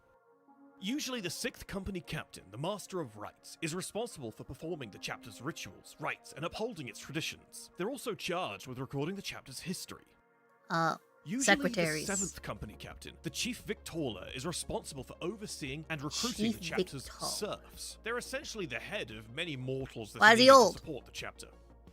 Usually the eighth company captain, Lord Executioner. My Lord Executioner. Brutal duty. Kill. I like the hearts. By any means necessary.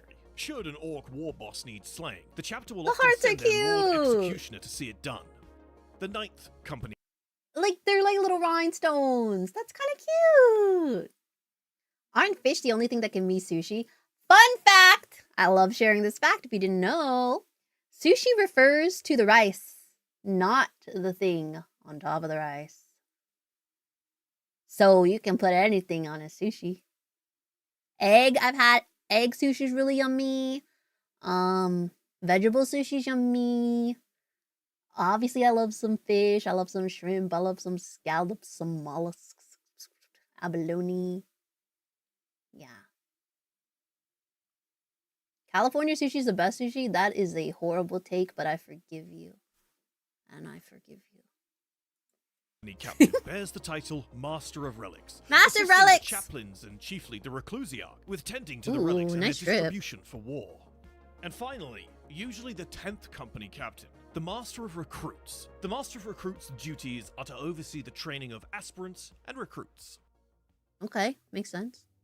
Finally, the head of the chapter. Chapter masters are kings of their domain and legendary heroes within the Imperium. We're talking about people like Marnius Calgar, Caldor Drago, and Dante. True legends nearly every 40k fan has heard of. How one becomes Chapter Master is entirely dependent on the chapter. Even the very title of Chapter Master varies wildly between chapter. So too do their duties. Though there are two core commonalities between every Chapter Master. Firstly, they are the Commander-in-Chief of their chapter. Their authority is supreme, and they bear all the burdens of command such power gives. Chapter Masters are each political players within the Imperium. And a chapter of Space Marines is quite the bargaining chip. It's chapter masters who deal with the politics of the Imperium, making deals to protect worlds in exchange for supplies, recruits, information, and whatever else the chapter might need. Secondly, a chapter master is the peak of a chapter.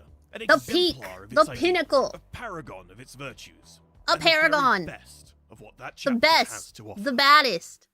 The reason we're ending this video on the Lieutenant is that it's a very unique and special role in the current setting. This role was once a popular rank Titus. for the Space Marine Legions during the days of the Great Crusade. We're ending on Titus. My boy Dante, the oldest Marine ever. The Dante who begged to die, but Sanguinius was like, nah, we still need you. You can put anything on Sushi. And she took that personally, adding 9,000 accessories to her hair. And I keep adding it. She should add more, and they don't stop coming, and they don't stop coming. In Horus Heresy, but it was retired by the Primarch of the Ultramarines when the legions broke down into chapters. It was a role perceived as cluttering to the new chapters. However, 10,000 years later, Rabute Gilliman would of course arise again, and with him he brings his Primaris Marines. It's actually really late here, and I have to sleep because I work tomorrow. Can you pause the stream and resume it after work tomorrow? Yeah, sure. Good night. Or you can watch the VOD. Woo! Okay, but at like what point did you lose the plot of the Sushi? What do you mean? How do I lose the plot of who I am and who I'll always be? And I've always said that, and I always will be that.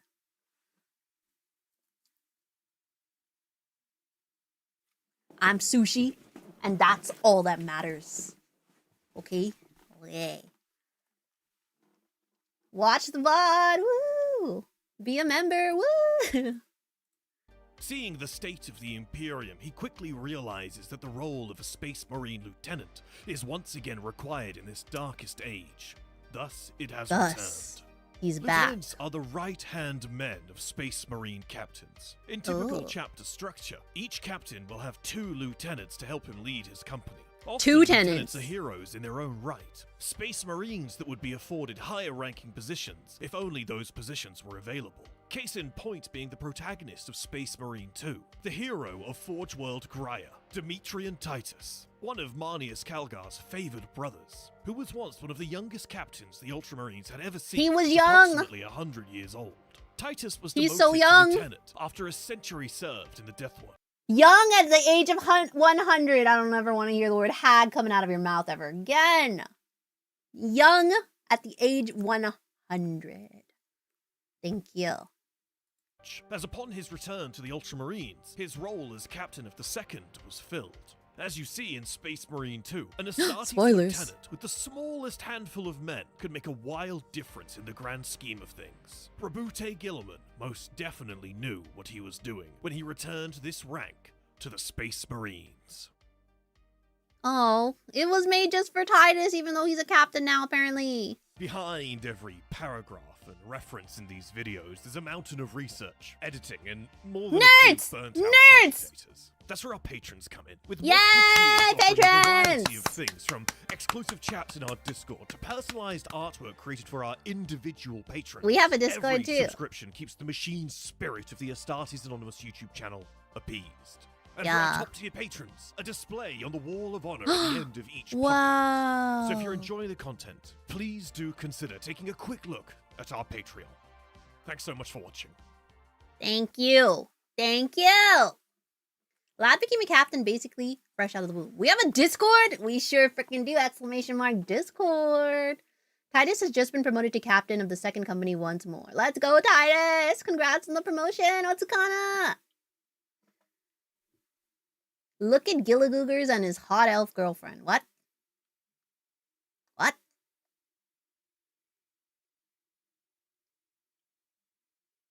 Mod alert! Someone's posting links! Ooh, who's doing it? Who's doing it? Okay, we learned about some legions. We learned about frickin' Space Marines ranks and their roles.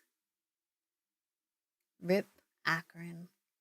And now, Iron Duke wants us to learn about 2 specific legions. The first being the Minotaurs.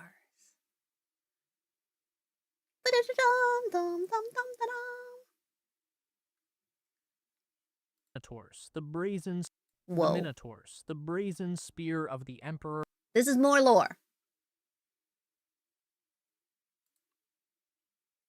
Chapters, sorry, not Legion's chapters. Yes. Marines are functionally immortal. I don't think one's ever been recorded of dying as natural causes. Legions don't exist anymore. Yes. Yes. Chapters. Do you think there's going to be enough time for the Black Templars? I'm in charge of time. The fury of the Space Marines unleashed, pragmatic, brutal, efficient, and most importantly, completely uncompromising. They are looked upon with disdain and hatred by most other chapters, and although they possess an impressive score of victories, they remain. You can learn about the Lamenters first if you like. I love A so much, he's one of my actual top 3 lore channels. I know, it's a team. Yay. 30k Heresy. It's Legions. 40k, it's Chapters. Heard. Okay. Remain shrouded in mystery, seemingly by the order of the High Lords of Terra themselves. The Space Marines of this chapter are known to be antagonistic to just about anyone. They are brutal and uncaring for casualties and destruction, and are known for being deeply distrusting of others.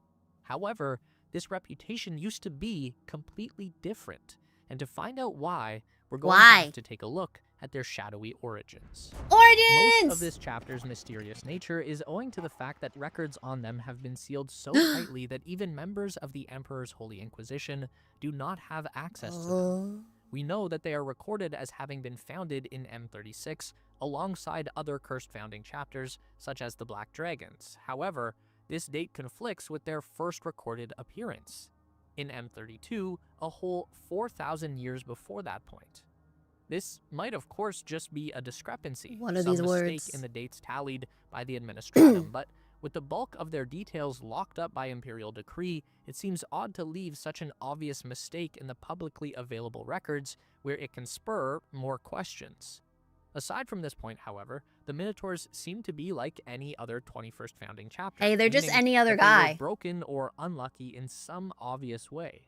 The Minotaurs They have a reportedly backstory. were created using a chimeric gene seed, meaning that their genetic heritage came from 2 sources, and this manifested as completely untamed aggression. During recorded actions they took part in across M36, 37, and 38, the Minotaurs became known as little more than berserkers. They were always among the first Astartes to respond to requests for aid. They would then show up, proceed to snub local commanders, mortal or Space Marine, ignore any battle plans, and simply charge the enemy until the day was won. This, of course, did not win them any friends, which was apparently fine with the solitary Minotaurs. And by the time they dropped off the face of Imperial records in M38, almost no one would work with them.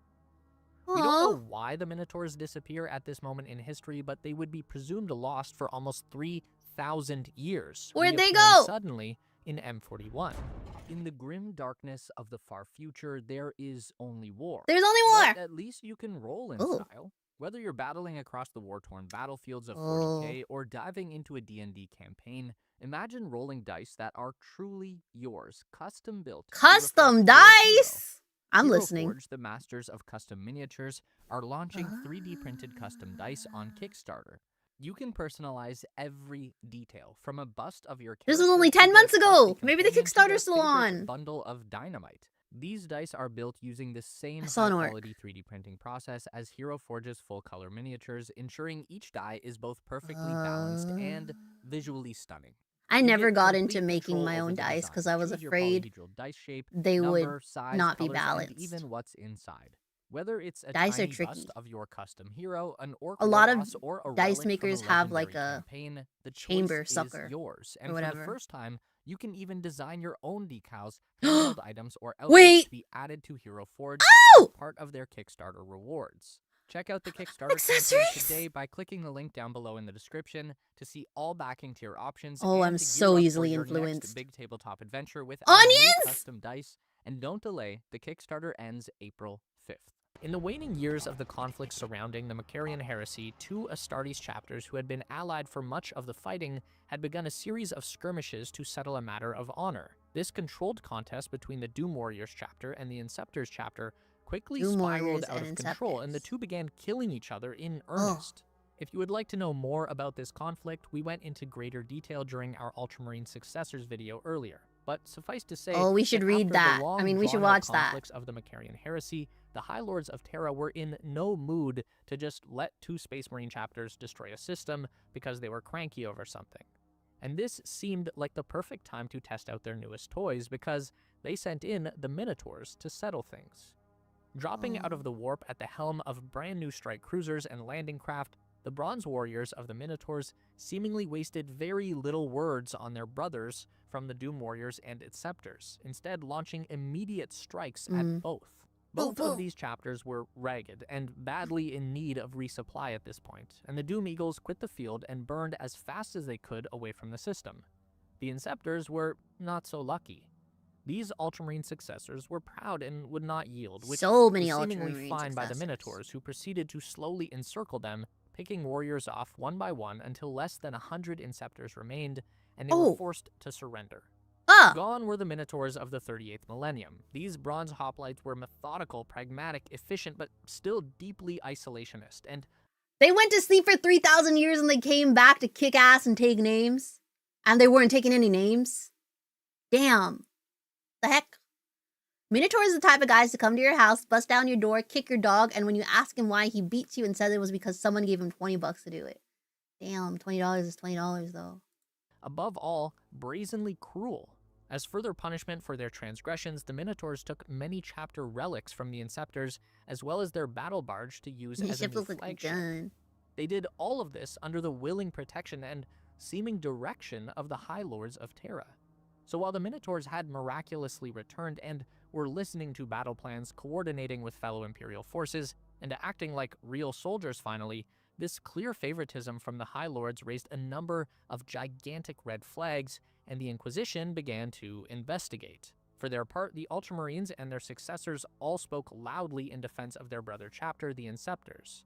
The pillaging of relics and their sacred battle barge was unforgivable, and to this day, the Minotaurs are not allowed inside the realm of Ultramar. To this day. Many successors of the 13th Legion have sworn to avenge this crime if they ever get the chance to, which don't let me is see pretty one extreme. of them. The Uscreen incident is cited as the biggest reason why fellow Marines deeply distrust the Minotaurs. Their erratic behavior and ties to the High Lords, combined with other discrepancies such as being a chapter-based fleet, yet possessing a fortress monastery on some far-off unrecorded world, has led those within the Ecclesiarchy and Inquisition, particularly those of the Ordo Hereticus, to make numerous attempted investigations into the chapter.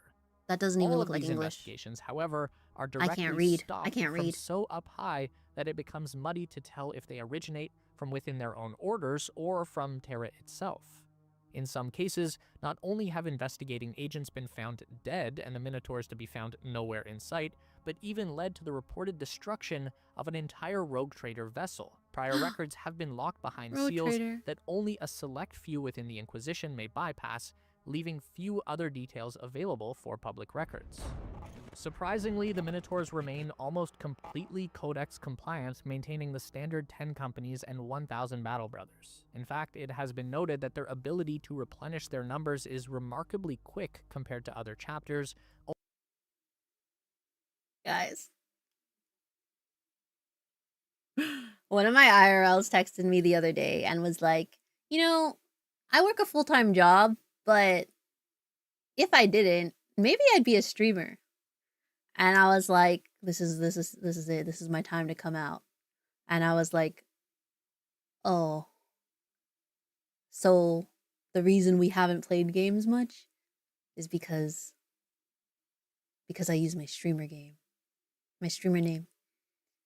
And they left me on red for 3 days until literally right now, as I'm watching this video, I get a little text pop up that was like, hey, so what's your gamer tag? What is happening? Anyway, sorry. F the Minotaurs. You don't touch the relics of your brother's chapters. It's usually taboo and very frowned upon. The fact that the Minotaurs did it openly and said F you after them made them no friends. I can imagine you don't touch their freaking relics. Hello, what are you doing that for? It's not nice. Text them your Twitch link. Absolutely not. I will not do that. Owing to their extensive use of hypno-indoctrination and brain surgery. Wait, you're a streamer? Guys, I think it's time for me to come out. I'm a streamer. I'm sorry. You had to find out this way. I'm sorry. I knew it. I'm sorry. We can forget about it and we can continue watching this. Am I the only one who can't read this? Is this a skill issue? Asterion Moloch, right? Damn. What? Live update. Guys, coming to you live from my brain. Anyways, forget about that. I'll text them back after this stream. Moloch Bollock. The anime fishwoman's a streamer? What? Moloch. Mans was stun locked for 3 days. It's actually aspartamine colon. You know what? Nobody I thought I asked somebody to ban this guy. Where the hell are my moderators? Where are my Twitch moderators? What is happening? I said it right. I'm so good at stuff. Led by the chapter master, Astartes. At least you're not a VTuber. Stop. Stop. I can never be a VTuber. Astarion Moloch, a marine of Astarion considerable Moloch. age, although we'll get into that more later. We'll get into that. They also have a reclusiarch on record, a master chapter. I know what that master is, of 'cause we Ivanus and learned. Comey, so we know they have religious leadership. Their only deviations are found within the names of ranks or the existence of positions that are second in command of a company but don't seem to be the same as a veteran sergeant or lieutenant. Title variations also exist for units like their contemptor dreadnoughts, those being referred to as Hecaton, and of course the heavy reliance on brain surgery. Hecka. I found you. I found you. What the Hecaton? I found you. Yeah! I found my moderator, finally. I've been looking for those. Guys, ban for dope. Surgeries and hypno-indoctrination might not be too strange during the neophyte process, but there are reports that these techniques are used to occasionally refresh the effects in full-blooded Marines. Those are totally gold, right? This is gold. I'm coming over to Twitch and banning them for you now. Thank you. Calio! Culturally, the chapter could not be more different than other chapters. Their disregard for civilian life might not be uncommon among the transhuman warriors of the Adeptus Astartes, but their use of attrition warfare and ruthless assaults are. Marines don't typically measure their victories in acceptable casualties, but the Minotaurs appear to. The honor and righteousness of the Space Marines are replaced with barely restrained spite and malice, and their paranoia, even against allies, is legendary. Famously, the construction of the Minotaur's flagship, the Daedalus Crata, is made to be a literal labyrinth, with Lord Moloch's command throne at the center. These Marines trust absolutely no one. That being said, the Minotaurs of the 41st millennium have been able to work with other Astartes forces well. Oh, those are cute! With even the Death Watch reporting that their Minotaurs brothers continue to serve I love with looking at the honor and minis, they're so distinction, cute. if being a little brazen and pragmatic. Within this chapter, respect is only awarded... Wait, guys, if you guys make and paint and assemble your own models, can you put them in the Discord channel and the Warhammer channel? Can I react to them? They're super... I like them. They're kind of cute. I like looking at them, makes me so happy. That's a wide boy. Wide. Yeah, can you guys do that? Thanks. I was also thinking of like just opening up our pink Warhammer, pink Warhammer and glitter hammer. Yeah. To the god emperor of mankind, as even the previously stated Hecaton contemptors are treated poorly. Wow! Is this a mini? Whoa! Look at that! I'd love to be a fly on the wall in a Space Hulk and just seeing how vast and weirdly complex they are. I'd love to be a fly on the wall to see how wide you are. Reverence other chapters typically give to their That's so honored cool. veterans. The Minotaurs are also known for their willingness to prove themselves against any foe, extending to their warriors almost willingly coming to blows with even the legendary Custodes. This mentality fits well with their style of warfare, which is now marked by sudden lightning strikes, led by a vanguard of armored vehicles, supported by speeders and flyers they're fighting to quickly a crush heretic. obstacles. With the Minotaurs' aggressive expertise in close combat quarters, it should not be overlooked that they are just as capable during sieges, armored conflict, or void warfare. Though even in these arenas, the Minotaurs still prefer bold assaults and overwhelming force. The chapter's armory since their reemergence in M41 has always been noted to be very well stocked. Rare war gear such as Deimos pattern tanks is not that's cute! These vehicles...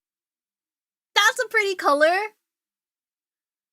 That's like the color of my jacket before I turned it red for Valentine's Day. Wow! did stop production sometime during the Age of Apostasy, which followed soon after the Minotaur's supposed founding in M36. What remains baffling, however, is their access to nearly a dozen Contemptor pattern dreadnoughts and other rare dreadnought patterns, as well as Relic Tartarus Terminator armor, Spartan assault tanks, and their access to functional It's a Storm Eagle discontinued gunships. resin dreadnought. No. Most of these pieces are rare amongst any chapter, not of the... Oh, yeah. Oh. How did they get it to be so deep? That blue looks so deep. Wow. Dang.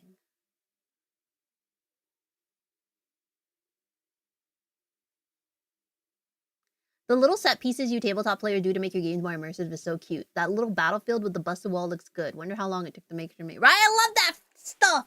I love that. I had a friend, a friend before. Sasha had a male friend before who liked to make like little broken walls and like messed up little junk pieces for the tabletop. And like that was fun. Yeah. Hi, Ilian. I missed a lot of stream. Gotta catch up on the VOD. You know, Ilian, I was late. I started the stream late just for you to catch it. Can't believe you missed some. Just kidding. Glad you're here. Welcome in. You'll learn techniques to shade, highlight your minis, and get some good depth to your models. I like depth! Multiple layers to make it opaque and edge highlighting to make it pop. Yeah, it was late. Hey, I said it once. You don't gotta say it twice. You don't gotta say it twice. It's cute. It's cute. It's cute. Airbrush is your best friend for vehicle and armor. Airbrush? Ooh. Ooh, I don't know about an airbrush. I don't know about all that. First or second founding, yet the Minotaurs seemingly have an armory stocked with them, leading to further suspicion from observers. Despite the uneasiness and lack of trust given to them by other chapters, the Minotaurs served all throughout the 41st millennium with distinction, albeit with their trademark cruelty. Oh, they have horns! That's kind of cute. Used to destroy renegade chapters and force non-compliant ones back into the Emperor's life. I like their little broom hats. Under the High Lord's rule, to be more accurate. Have you ever used an airbrush? My old male friend had an airbrush, but I wasn't allowed to use it because I'm a girl. That probably wasn't why. I just never used it. But it sounds fun. It also, isn't it expensive? Guys, I don't get paid for doing therapy. Why do you think I'm sitting here? Why do you think I'm sitting here? Just kidding. I'm getting into a very expensive hobby. Dry brush if you're poor. That's me. That's me. I'm out here coloring my freaking orcs with like, what do people use as natural dyes? I don't know. Blood of my enemies, cabbages. Going into the ocean, finding lapis lazuli. Good airbrushes are for dudes.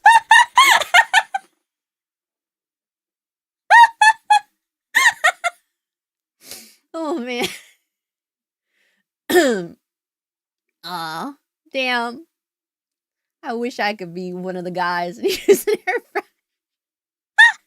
It makes a world of difference when you use an airbrush. Beetroot for blood, right? Onions. What else?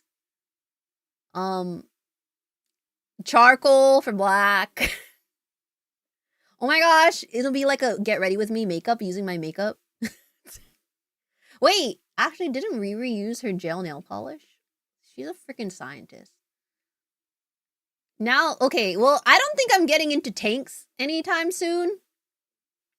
I'm just gonna do the little minis first, the little guys, before we get into structures and buildings.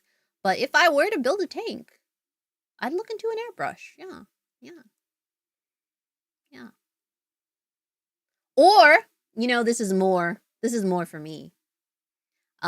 If I make it and I'm like, oh my god, this is ugly, I hate it, then I'll buy a new one and make it again. And that's why I shouldn't be in this hobby. Oh, my student loans are going crazy. The Cleansing of the Night Reapers chapter comes to mind, where the Minotaurs worked with the Red Templars and the Grey Knights to track Great, that's and my favorite horrifically color! maul a formerly loyal chapter that had begun using chaotic sorcery and Xenos weaponry to survive a desperate penitent crusade. But of course, the Minotaurs also took part in some of the largest battles and conflicts of the Millennium, proving their worth dozens of times over. They were amongst the first chapters to arrive at Rin's world to support the badly wounded Crimson Fist chapter after a massive orc ambush. And of course, the Minotaurs would play a pivotal role in the Orphean War, sacrificing most of their Void Navy and many First Company veterans to force the powerful Necron Lord to retreat. But clearly, one of their most iconic campaigns was the Badab War. Being one of the most intense Astartes civil wars since the Horus Heresy, it makes sense that the Minotaurs were sent into the thick of the fighting. The Astral Claws had turned from the Emperor's Light and had convinced both the Lamentors and Mantis Warriors chapters to join them under false pretenses, of course. However, it didn't matter to the Minotaurs at all that their brothers had been tricked. They were deployed to the Badab system to quell a rebellion, and quell it they did. Many other forces were involved in that conflict, which will definitely be getting its own video at some point. But nice, because I need to watch that. Yeah, if you're painting normal dudes, airbrush not required at all. Don't feel like you need an airbrush for minis. They save time and help with the effects, like glow, but they're not the most important thing. Got it. Airbrush, later. You can get a solid airbrush for $40. You know what else you can get for $40? Hot pot. Sushi. Like 3 bobas. And that's why I can't afford a house. Just kidding. That's a different video. Minotaurs had an impressive armory at this point, and were tasked with holding the southern end of the Maelstrom conflict zone against the Lamentors. And with the same ferocity we saw during the Uscreen incident, the Minotaurs swiftly and brutally attacked until barely 300 Lamentors remained to imprison and await judgment. Here again we see the Minotaurs taking relics and ships, adding the Lamentors' battle barge to their fleet, and using it to continue pursuing the will of their shadowy masters. Their heart gets broken even more. More recently, the chapter has been spotted at Cadia before the world was destroyed by the forces of chaos, and at some point after that, the chapter lost almost all of its gene seed while battling the corrupting forces of the Death Guard, who attacked the Minotaurs' fortress monastery before being driven off. It's here that the Minotaurs headed to Terra in order to gather fresh gene seed from the vaults, and found the planet in conflict.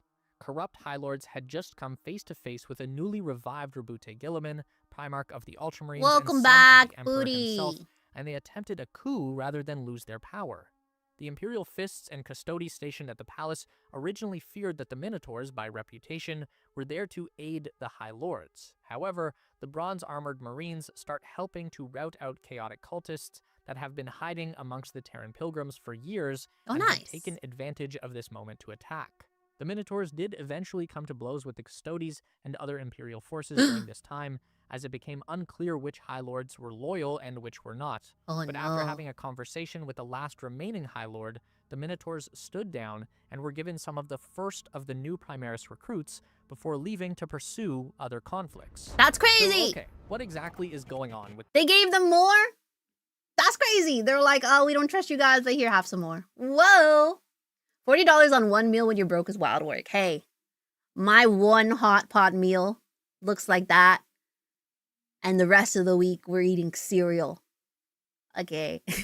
We're eating Trader Joe's microwave meals so we can have a hot pot and feel alive. Okay? Let a girl be a girl. Let a girl be a girl. Bro, the Minotaurs absolutely thwacked the Lamentors. The book describes them busting into med bays and shooting the wounded, barely standing Lamentors. They don't stop until the order comes to do so. What? Never. Why is girl not boy? Girl not boy? Girl not boy because girl. Here, have some more dudes. They're also Marine 2.0. Go have fun, Minotaur boys. Jeez. But could girl be boy? Girl could be boy. What? Girl could be boy. But this girl is girl. This girl is just a girl in the world. There are no girls on the internet, though. Guys. And that's why I'm not on the internet. Normally, this is the point where we would sum up what we know and give our conclusions about the chapter we're discussing. But the problem is that we don't even really know who the Minotaurs are. What do we know? But we do have some theories. Everything we've discussed so far has been either information publicly available about the chapter or hard-won by inquisitorial agents who have a bad habit of going missing whenever they go looking into the truth about the Minotaur's origin and who exactly is pulling their strings. It's certainly not a stretch to say that with the evidence we have, it's clear that the Minotaurs are a chapter made specifically to answer to the High Lords of Terra alone, a personal army of super soldiers beholden to the human governments of the Imperium above all other authority, which is, of course, heresy, but that's hardly the most damning conclusion from our discussion today. First off, we need to address that discrepancy in the dates of their founding. Heresy. Their first recorded battles taking place in M32 is a huge indicator of our first big puzzle piece. The Minotaurs are either more than one chapter, or they are the same chapter that has been tampered with and reinvented over and over since their creation. The first iteration of the chapter who's that would baddie? have begun around M32, just after the end of the Horus Heresy. In the aftermath of that conflict, many loyalist members of the traitor legions were essentially left homeless. Some would go on to join other legions, especially the Ultramarines, or specialist chapters and projects like the Grey Knights, Deathwatch, or the newly formed Inquisition. The first part of our theory suggests that this very first version of the Minotaurs was formed from a group of surviving loyalists from traitor legions. They made their own little the club! Iron Warriors. This idea is mostly due to the fact that the mentions of the Minotaurs from M32 show a chapter much more like the one in the 41st millennium. Brutal, pragmatic, but still deeply strategic and willing to cooperate with other Imperial groups. Skipping. They're like, hey, all of our brothers are dead. Let's make our own little club. Oh. Yeah, that doesn't excuse all the shit they did, but oh. Forwards to the Cursed Founding, we see a completely different group of Marines, and then again in M41 when they reappear after dropping off the map for a few millennia. So, what's going on? Well, one answer comes from Edwin Brown, a playtester for the original Edwin campaign. We're reading. The Minotaurs as updated in the FW Bad War books are indeed created from Iron Warrior's gene seed. They are also not necessarily the same Minotaurs as the Cursed Founding chapter. You can take this to the bank. This is a Facebook comment if I have ever seen one. 20 August 2015. Holy, 11 years ago, you guys were not born then. Brazen Minotaurs, White Minotaurs, and Taurans are all different chapters too, but if you want to define fluff backup, the Minotaurs are, and I quote, 1A10 cold, malign, paranoid masters of siegecraft, who most commonly deploy as a whole chapter to overwhelm their foe, regardless of the cost. Vince Payrat. I1A10 is very clear about the cursed founding Berserker Minotaurs not necessarily being the same chapter that fought in the Badab War. But of course, Imperial records aren't necessarily accurate, nor will you find it definitely, I think he means definitively, written down that the Minotaurs are descended from the 4 Legion. Alan Bly is a lot more subtle than that, but the clues are all there. But the fluff is big enough for your own interpretation. All I'd add is that IA-10 and 12 Minotaurs fluff features many elements of my army list, and the playtest games he and I played in characters I suggested, and part of this conversation was their gene seed antecedents are the Iron Warriors. That's a pretty obscure autocorrect. They are gene seed descendants of the Iron Warriors. Okay. As a 26-year-old man, I definitely wasn't born. Preach. Brown is reportedly the creator of what we currently know as the Minotaurs, and he has confirmed that the Minotaurs of the 41st millennium and the Minotaurs of the Cursed Founding with their chimeric gene seed were 2 different chapters. 2 different he guys. also confirms that the current Minotaurs were created using Iron Warrior stock, so that's pretty definitive. I don't like calling their gene seed has stock. Rewritten and recontextualized their lore many times in the past, and just because the original creator intended these things with the Minotaurs doesn't mean the company hasn't changed it afterwards. However, since the chapter still very much acts like a bunch of Iron Warriors, it's likely a safe bet that this lore is still true. Then add to that their impressive and ancient armory. The Minotaurs could certainly have been supplied with such powerful and well-preserved war gear by their powerful Terran masters, but it's more likely that they have been keeping a well-curated inventory for millennia in addition to stealing other chapters' war gear whenever they can. And finally, where'd they get the warriors paint? Of the chapter themselves. We mentioned before that the Minotaurs make extensive use of hypno-indoctrination and neurosurgeries, even on battle brothers who have completed their transformation. Brainworms! This would only really need to be done if the chapter's leadership were concerned with some sort of degradation in the minds of its warriors, which leads us into probably the wildest theory. The current Minotaurs have had their personalities overwritten with those of long-dead Space Marine veterans of the Horus Heresy. So bear with us on this one, but it is a possibility. They bought the paint from extra DW. mental conditioning that Word. the Minotaurs undergo could very easily be doing this work. That is, making sure the new personalities stay in control, and the biggest hint that this might be true is Chapter Master Asterion Moloch himself. Moloch has reportedly been killed in action only to be recovered alive no less than 7 times in the last 500 years. Oh my gosh, welcome back, King. He has been active in the chapter for at least a millennium since the chapter's reappearance at the beginning of M41, making him one of the oldest serving Space Marines alive. Now, Moloch has reportedly been substantially augmented with cybernetics as he's lost bits and pieces of himself over the past millennium, and maybe that can account for his longevity, but the extra indoctrinations and his miraculous survivals seem to point to the idea that Asterion Moloch is an implanted personality inherited by every new chapter master of the Minotaurs. This would be a huge benefit for 2 reasons. First, it would allow every Minotaur Space Marine, no matter how new, to instantly have the experience and skill of a veteran many hundred years their senior. And second, it would allow for some programming.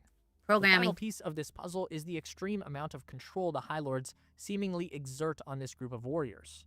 Every Space Marine is loyal, but when you rush to Terra to defend the High Lords against the Custodes, the Imperial Fists, and the newly risen son of the Emperor himself, that's something much different.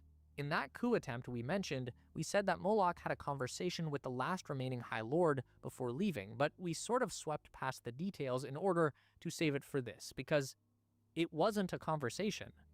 As the coup was falling apart, the Minotaurs prepared to defend the fleeing traitorous High Lords until Violetta Roskavler, He was holding a guy. master of the Administratum, approached Lord Moloch in his massive suit of bronze Terminator armor and whispered something into his ear. Moloch immediately withdrew. If that doesn't scream psycho conditioning, I don't know what does. And so now we have this whole picture, and our theory is this. The original Minotaurs chapter was formed from the loyal survivors of the traitor legions and were at some point either destroyed or otherwise mysteriously vanished. It's probable that in this time when the Imperium was creating many new offices and secretive forces like the Inquisition or the Grey Knights, that these veterans came to work for the High Lords of Terra specifically, as they saw a need to have a chapter that would help them achieve their goals. Regardless of how it happened, by M36, the High Lords were in need of another chapter for this exact purpose, and likely ordered one created from chimeric gene seed stock to try and gain some new power. And they gave this force the name and heraldry of their old favorite chapter to continue that legacy. This ended up working about as well as any other cursed founding chapters, and the High Lords seemingly either let these wild berserkers burn out fighting useless wars, or eliminated them some other way. Flash forward to M41, and a full-strength and immaculately equipped Minotaurs chapter appears out of nowhere and proceeds to stomp battle-hardened Astartes chapters at the request of the High Lords, and they continue to do so without question for the next 1,000 years. We believe that the High Lords somehow saved at least some of the key personalities of the original Minotaurs from M32 and slowly rebuilt their perfect lapdogs from scratch after the failure of the Cursed Founding, using those saved personalities to ensure not only success, but total loyalty. But what do you think? There are certainly more theories out there, including one where Asterion Moloch is a Custodes warrior or remnants of the Lost Legions somehow. It seems like this chapter was made to inspire this exact sort of fan activity, so don't stay quiet. Let us know in the comments what you think the Minotaurs are, where they came from, and what we might have missed. Thank you, always, more lore! Make sure you've liked and subscribed, or you might find the High Lords sending this chapter after you in order to bring you back into the fold for more lore. Same. Like and subscribe. Don't look at my smosh. Don't look at my recommendation being smosh. Don't look at it. Interesting. Interesting. Okay. The last video that we are going to watch is The most loyal space marine that everyone betrays, the Lamenters. The guys with the cute pink hearts. I want to know them. We just heard that the Minotaurs rock their socks. Let's freaking go. Oh, ew, ew, ew, ew. I cry when I read about them. I saw Smosh when I was like 5. I'm uninstalling YouTube and Twitch. Smosh in the big 2.6. Well, this Smosh is in their golden era. Do not, hello? Do not talk to me otherwise. Okay, we're going. My Lord Captain, yes, report. We have suffered. This is by General Bradley 101 VA. My Lord Captain, yes, report. We have suffered 0 casualties and completed the mission without any issues whatsoever. My Lord, just wait. Something will happen. Nonsense, my lord. Nothing could ever possibly go wrong now. God,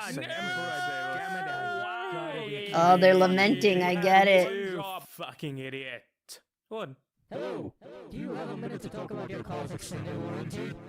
Holy pack. How are you doing, by the way? This is kind of more in-depth lore. Is everything making sense? Yeah, I'm putting it together. Some things I'm like, And like, I know new things were introduced, but I think we can always work back around. I'm still waiting for the 4.5 hour lore video of Gilliman from the Amber King. It's coming! You guys didn't vote for Gilliman. You guys voted for the Space Legion chapters.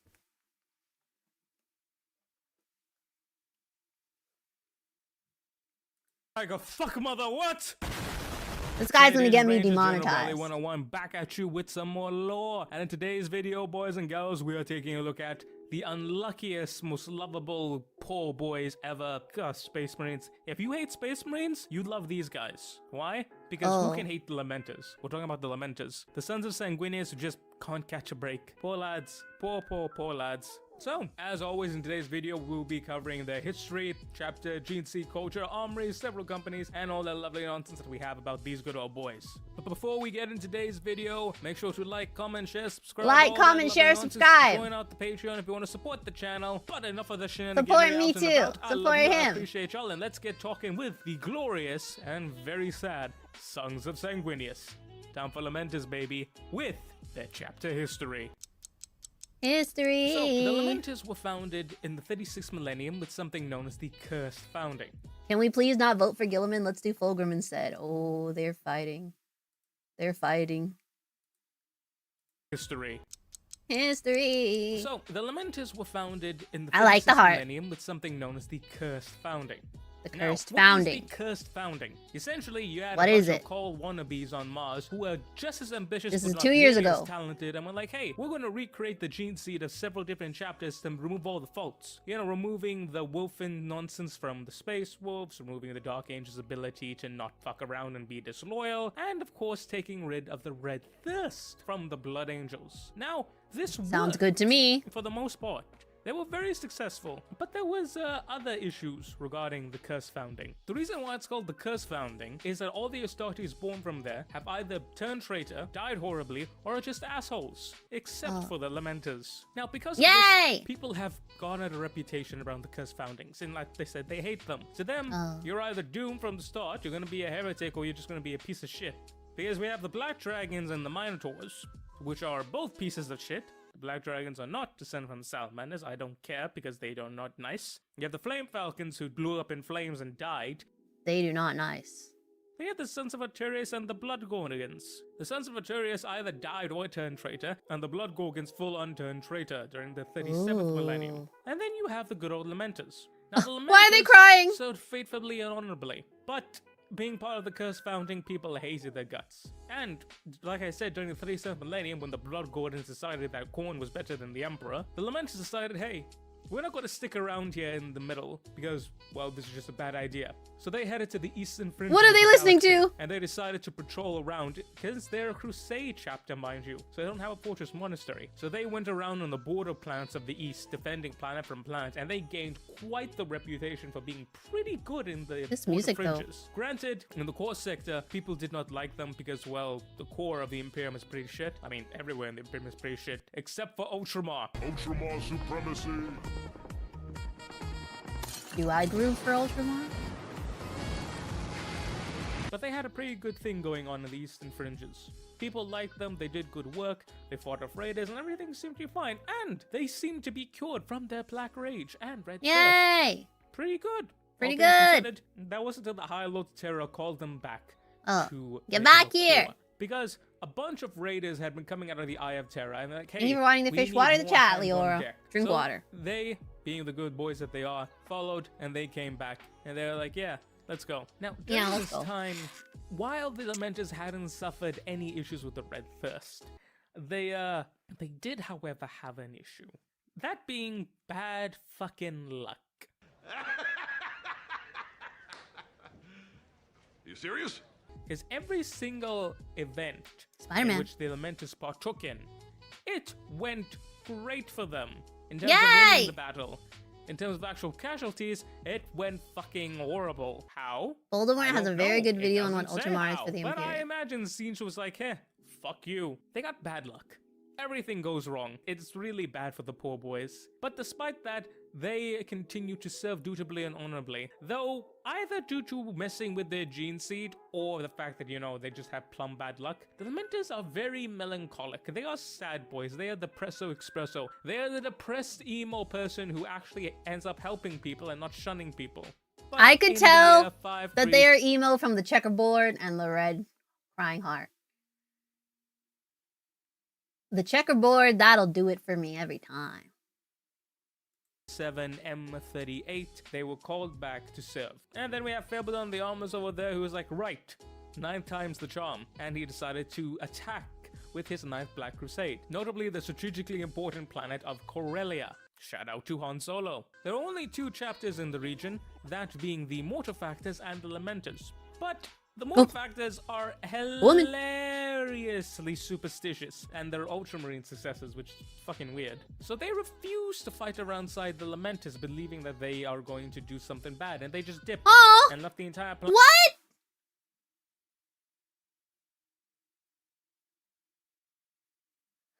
They didn't want to fight with them? Because they thought they thought they were bad luck? What? They're like, hey, fuck you. So, the already understrength defense was cut in half. But the Lamenters, being the lads that they are, they were not going to leave the civilian populace. They are still sons of Sanguinius, and they refuse to leave people in need. Truly, the noblest Marines. And somehow, they held out against the entire Black Legion for 6 standard weeks. Whoa! 6 weeks. 6 standard weeks? How? Black Legion, which tens of thousands of Space Marines versus 1,000 Lamenters with bad luck, Jesus. But they managed to hold out until a rescue force led by the Ultramarines and the White Scars broke through and relieved the planet. Though, yeah, the Lamenters not doing too good. They only had 200 Battle Brothers and lost most of their support equipment and their fleet. But, to be I don't think the captions are helping me. Mortifactors are certainly a chapter of all time. They have an aura of bad luck. I imagine feels like being next to a blank, but slightly different. Mortifactors are cool, I'll give them that. They're bad luck and cannibals? Aren't they all cannibals? fair, the Ultramarines and the White Scars and the Imperial Elite Force really applauded them, like, hey, you guys are pretty good. But then the Lamenters got on board their remaining few ships and headed into the warp. They were then lost in a giant fuck-off warp storm. So for the next 100 years, people wrote them off as dead, until they actually emerged from the warp, with even fewer Battle Brothers, somehow. I don't know. And they emerged on the edge of the Segmentum Solar, so literally on the border worlds of the exact opposite of where they were supposed to be. And they had to fight through that again to get back from the outer void. Probably said hello to the Space Sharks on the way there. Who knows? And Space Shark. He was cute, I liked him. Sorry to interrupt, but there's this chap by the name of Imperial Servitor Dominatus Prime. New 40k YouTuber, makes quality content, and I gave him a shout out on my community tab. And this I love supporting small streamers. Me. All of us, you, yes, you there. So go and give him a sub, go and give him a watch. Great chap, amazing. Anyway, back to your regular scheduled content. Cheers. Thank you. So, cut over about 3,000 years to 698 M41. They then loaded up and they had been back to a full 1,000 strength Marines. Pretty solid. Then we have the Ultramarines under Calgar who asked for the Lamenters, as well as the Angels of Absolution, Marines Errant, and the Silver Skulls to join together on a 7-long Imperial crusade to crush the Orc Empire of Caradon. The reason why they don't had have the orcs. and why did they have 5 full chapters of Space Marines was because this particular orc has been trying to invade the Empire. Oh, he's of a the big guy, Imperium huh? For over 30 standard years. So after this campaign concluded successfully, the Lamenters were mauled. Yes, again. We don't know to what point. It says they suffered severe losses, but I would say 200, as they're often reduced to just 200 Marines. But we get into the Corinth Crusade and the liberation of Slaughterhouse 3. You know it's gonna be a good name when it has Slaughterhouse in it. Not 1, not 2, but 3, which means there's probably 6. 40k. Shit is fucked. Now, this took place during the 7 long years of the Kakaradon Crusade, and this is where we get to the Lamenters. Now, as I said, this took place in the eastern fringes of the galaxy. Now, we noticed back previously, the Lamenters had a soft spot for this place, as this had been their home away from home, where they actually found some love. So the Lamenters answered immediately. Now, this particular battle, they sent about a third of their chapter, 300 Marines, as well as their battle barge known as the Daughter of Tempest. Their chapter's only 500? Fought and fought against the Greenskin in a series of wars and campaigns and battles, and they just took absolute hell upon them. And they did pretty well. That was until they reached to the world of Slaughterhouse 3. I don't know whether the Orcs or the Imperium named this. Now this is where it all went to shit though. Now this was an Orc mining world. The Orcs had captured this Orcs world, mine? and they had thousands, What? if not tens of thousands. What orcs need a mine for? Can't they just think of the things they need mined? Orcs mining. What the? Oh, my orcs. Of human slaves funneled into this mines, and it was the worst possible conditions. Like, it had a casualty rate of like 90%. It's fucking hell. Now the Lamenters, seeing this, were like, oh my god, we need to save them. So they talked over to Calgar and they were like, hey, we need to save them. This is bad. Calgar, understanding it, but kind of reluctant due to the sheer nature of it, because it's a mining world, it's properly fortified, but he was like, yeah, okay, right, we do kind of need to help them. So the Lamenters, they slipped through the Orc lines as quickly as they could and absolutely wrecked their orbital defenses. Because of that, the main bulk of the Lamenter force could absolutely... They're not the ones mining? Oh.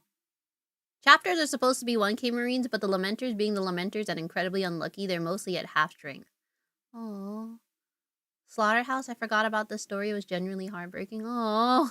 They smashed through them in a classic drop-style shock assault, which the Blood Angels and their descendants are famous for. Now, this was actually crazy, because seeing all this happen and seeing Space Marines descend from the sky, funny enough, the slaves of the planet actually opened in full-on revolt, and they fought against them, which was crazy. Because, like, being a prisoner to an orc and you end up fighting with a shovel, damn. And then lo and behold, a few hours later, the planet was in their hands. But there was a problem. Whereas thought that they had thousands, if not tens of thousands, it turns out there were actually 3 million human prisoners who had been lived. 3 million. Now, this wouldn't really be a problem if, you know, they went in the middle of an orc empire. You see, the orcs had found out what happened, and they were on their way to promptly show the Elementals what happens when you mess with the greenest and the meanest boys. The Space Marines did not have nearly enough capacity to transport 3 million human prisoners. So the tech marines of the Lamenters were like, okay, these are orc ships, we need to figure out how the fuck to make them work. And they spent as much time as they could. While the remaining 200 or so Lamenters, yes, they lost a third of their people in an assault, unlucky bastards, and their battle barge were like, we will hold them off until they can. Now the orcs sent waves upon waves of just sheer utter garbage at the Lamenters. They threw everything, plus the kitchen sink and the goddamn bathroom sink as well. The Lamenters and the everything bagel. And through their sheer savagery and refusal to die, they managed to fight them off. However, it was during this that their luck took it really bad upon themselves again, because it was at this point that the Black Rage appeared. It turns out that the Red Thirst and the Black Rage had not been eliminated from the Lamenters. Oh, And no! It picked a hell of a time to show up. Oh no! These slaves are pretty fucking baller, because seeing the Lamenters dying left, right, and center and exploding in the Black Rage, they were like, right, you know what, this is it, we're done. They sent a message to the command upon the battle barge and were like, hey, we appreciate what you did, but you guys are not gonna die for us. They decided that they would explode the planet. They used the seismic charges that had been placed honeycomb throughout the slaughterhouse in its mines and collapsed the tunnels. And now these tunnels were planet-wide leading into the core. So if you blew them up, you blew up the planet. They took solace in the fact that they would die as free men and women, rather than slaves to the orcs. And they would die saving Space Marines. Now,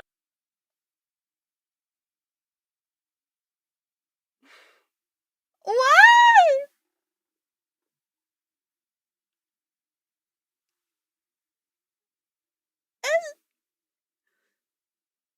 The Lamenters freed them. And then the Lamenters were going crazy from the Black Rage. And they were like, you're not gonna die for us. We're gonna blow the planet up. Because we're free. Because you freed us. And we're not gonna die, slaves. Oh my goodness. And we don't love these guys. That's crazy. Now, the Astartes on there were just like, no, we're not gonna let that happen. So it turns out the battle brothers that were on the planets decided to stay with the slaves and die with them, whereas those fighting orbit only managed to escape, meaning that only fewer than 100 battle brothers and their battered but still intact Daughter of Tempest escaped the system, due to the time bought as well as the expertise of the Tech Marine. Some of them wanted to die with the humans! Oh my god. The Lamenters are good boys. Welcome to the world of hyper-depression! Lamenters instill that kind of sentiment from the common peeps and anyone with a soul. For those we cherish, we die in glory is their war cry. Oh, we love them, we love them, we love them. I love them already. Lord knows how they did it. I love they were them. able to carry a full 10th, 300,000 This was a good one, Iron Duke. slaves away. And as they left, the planet exploded. Now, they saved them!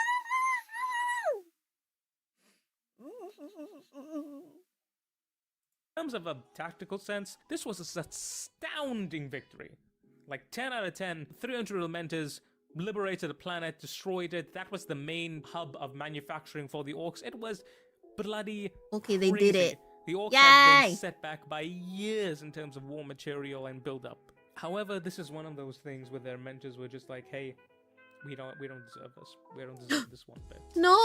We only saved a 10th of what we were supposed to. We lost so many, we suck. Now, this is when Chapter Master Manius Calgar actually presented them with an iron halo for their efforts. The Lamenters, however, refused this honor, stating that they did not deserve it. Now, this caused some of the Imperial allies to just say, hey, you are refusing this. You are deliberately insulting our commander. That's heresy. What's going on here? However, Calgar understood. The Lamenters believed that they did he not got deserve them. anything, as to them, they hadn't saved a 10th of the population. They had lost 9/10 of it. So while the Ultramarines would continue to see them in a good light, everyone else, not so much. Then we come The to Ultramarines get them. M41, year 812. So there is a rogue trader dynasty known as the Lan dynasty, and the Lamenters owe them about 1,000-year honor debt. So they decide, hey, we'll escort their latest descendant, Khazad Lan, and they were like, right, we're going to escort him throughout that. And this was about 4 squads. It's about 40. I love a humble king. I love humble kings when the boys are too humble. You know what? We love that. Marines, give or take. And they fought alongside him as his honor guard 40 for about a decade. squads. And they undertook several boarding actions against traitor warships, Xenos, everything. And they were just doing really well. So at the end, they were like, right, we're just going to travel back home. This was then, however, when said ship suffered a massive catastrophic warp failure. No! Sucked them into the warp. Now, the surviving remnants of them were actually just stranded, because they had no idea what to do. And it was at this point where a watch commander known as Mordegal of the Death Watch sought them out and was like, hey, you guys could help us with this. We could use you. And they decide, right, okay, we'll join up and we'll fight alongside the Death Watch. Fun fact, there is only one chap who's remaining of that original group in the Death Watch. And it's actually a dreadnought. And he hasn't seen his battle brothers for forever. And he believes he's actually the lost lamenter. And he's very sad about it. And then we come to everyone's favorite, the Badab War. So, the lamenters... The last lamenter?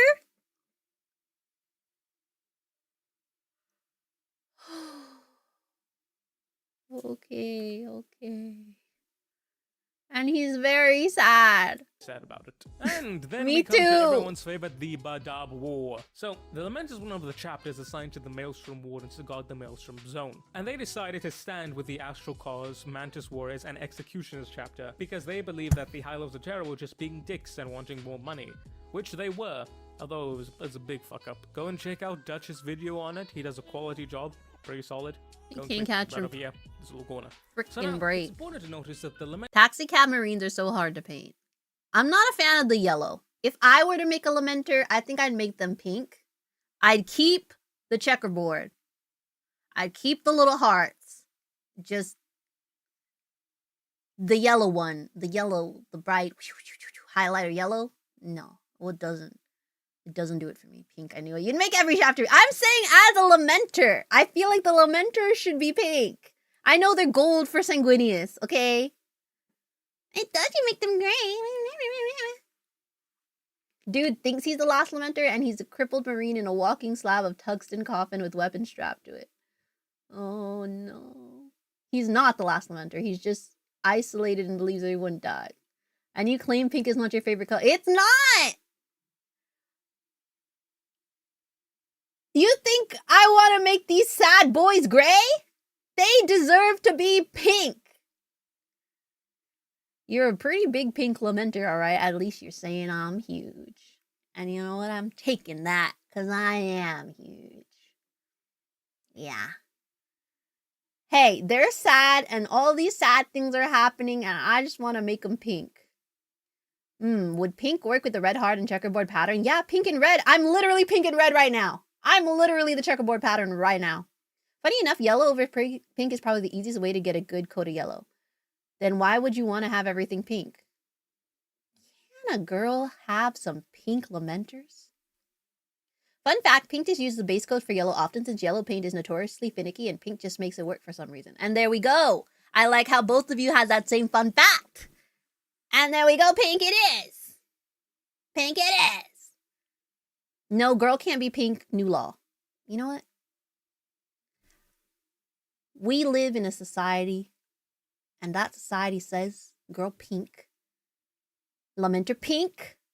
My favorite color is gray. We're making them pink. You are red. My jacket's red. Hello? You want to see that? Pink. Anyways, back to my sad boys, my sad little sons. My sad little son, the Sanguinius. Lamenters were not at full strength. During all this, they've been battered, bruised, but they were still Sanguinius' sons, which means their close-quarter combat ability is second to none. They're Sanguinius' sons, and they can be my sons. And I make them pink because they're my sons. Would it make sense for my sons to be gray? No, because I am pink. Hello. Hello. 1 + 1 is blue. For like the Space Wolves and, Sons of Horus. So, seeing how much of a threat they were, the High Lords of Terror were like, right, hey, Minotaur's chapter, who are constantly kept at full strength and have Dark Age of tech weapons, go and fight them.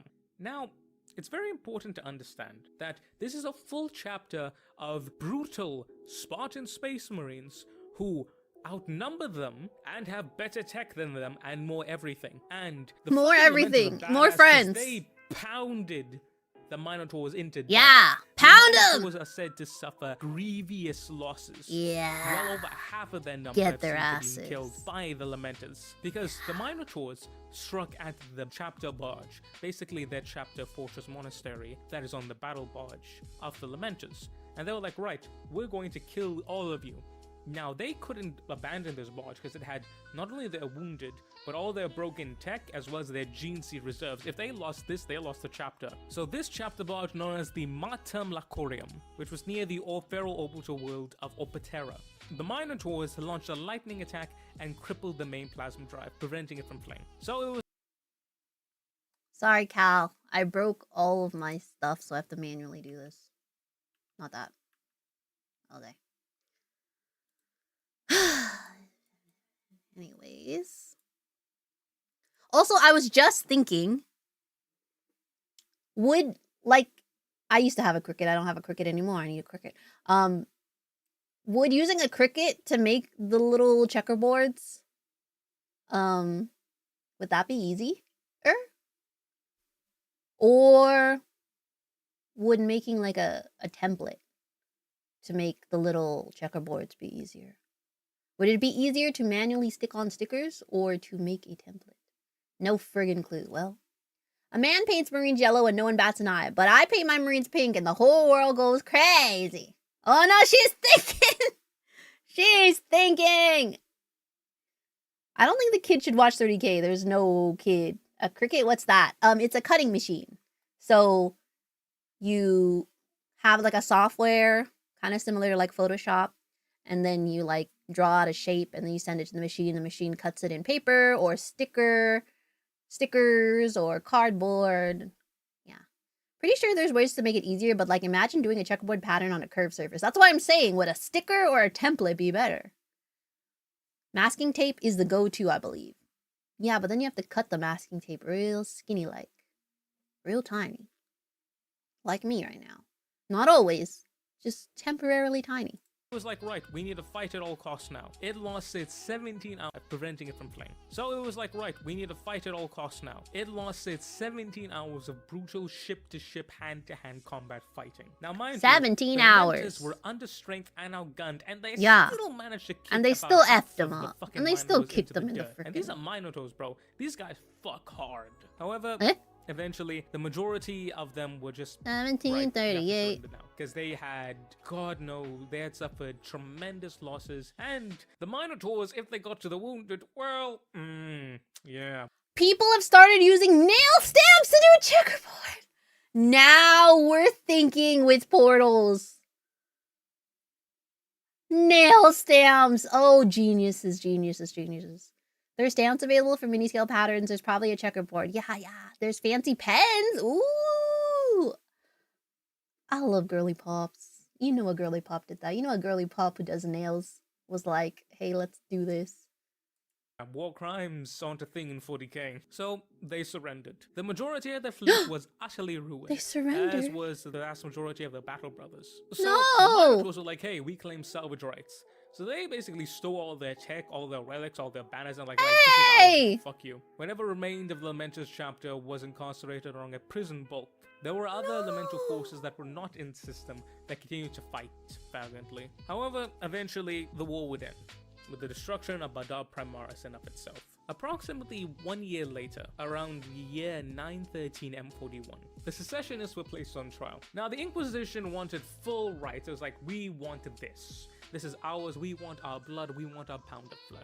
The Space Marines were like, no, this whole nonsense is the reason why we got into this problem. So, 5 separate councils of Space Marines decided that they were going to discuss the fate of these secessionists. Now, during this time, they discussed and they deliberated, and people were very worried because the very existence of these chapters were extinct. But after deliberation, they had determined that the secessionists were indeed guilty of breaking both the Codex Astartes and the ancient covenant of the Emperor that it represented, with the ringleaders being the Astral Cause being given full blame. However, they were forgiven, as it was decided upon that the reason why they had done this was not out of a sense of evil, or a sense of traitor, or a sense of self-interest, but rather they had been misled and they had done it out of pride, to protect the idea of a pride, space, which of itself was said to be noble. So pride. The Space Marine Council, as well as the High Lords of Terra, decided that, hey, you guys are going to go on a 100-year-long penitent crusade to atone for their transgressions. So what that means is that they would have to fight without recruiting neophytes to replace their losses for a full 100 years. So this is essentially a coin toss, because it's like, hey, if you guys win, grand.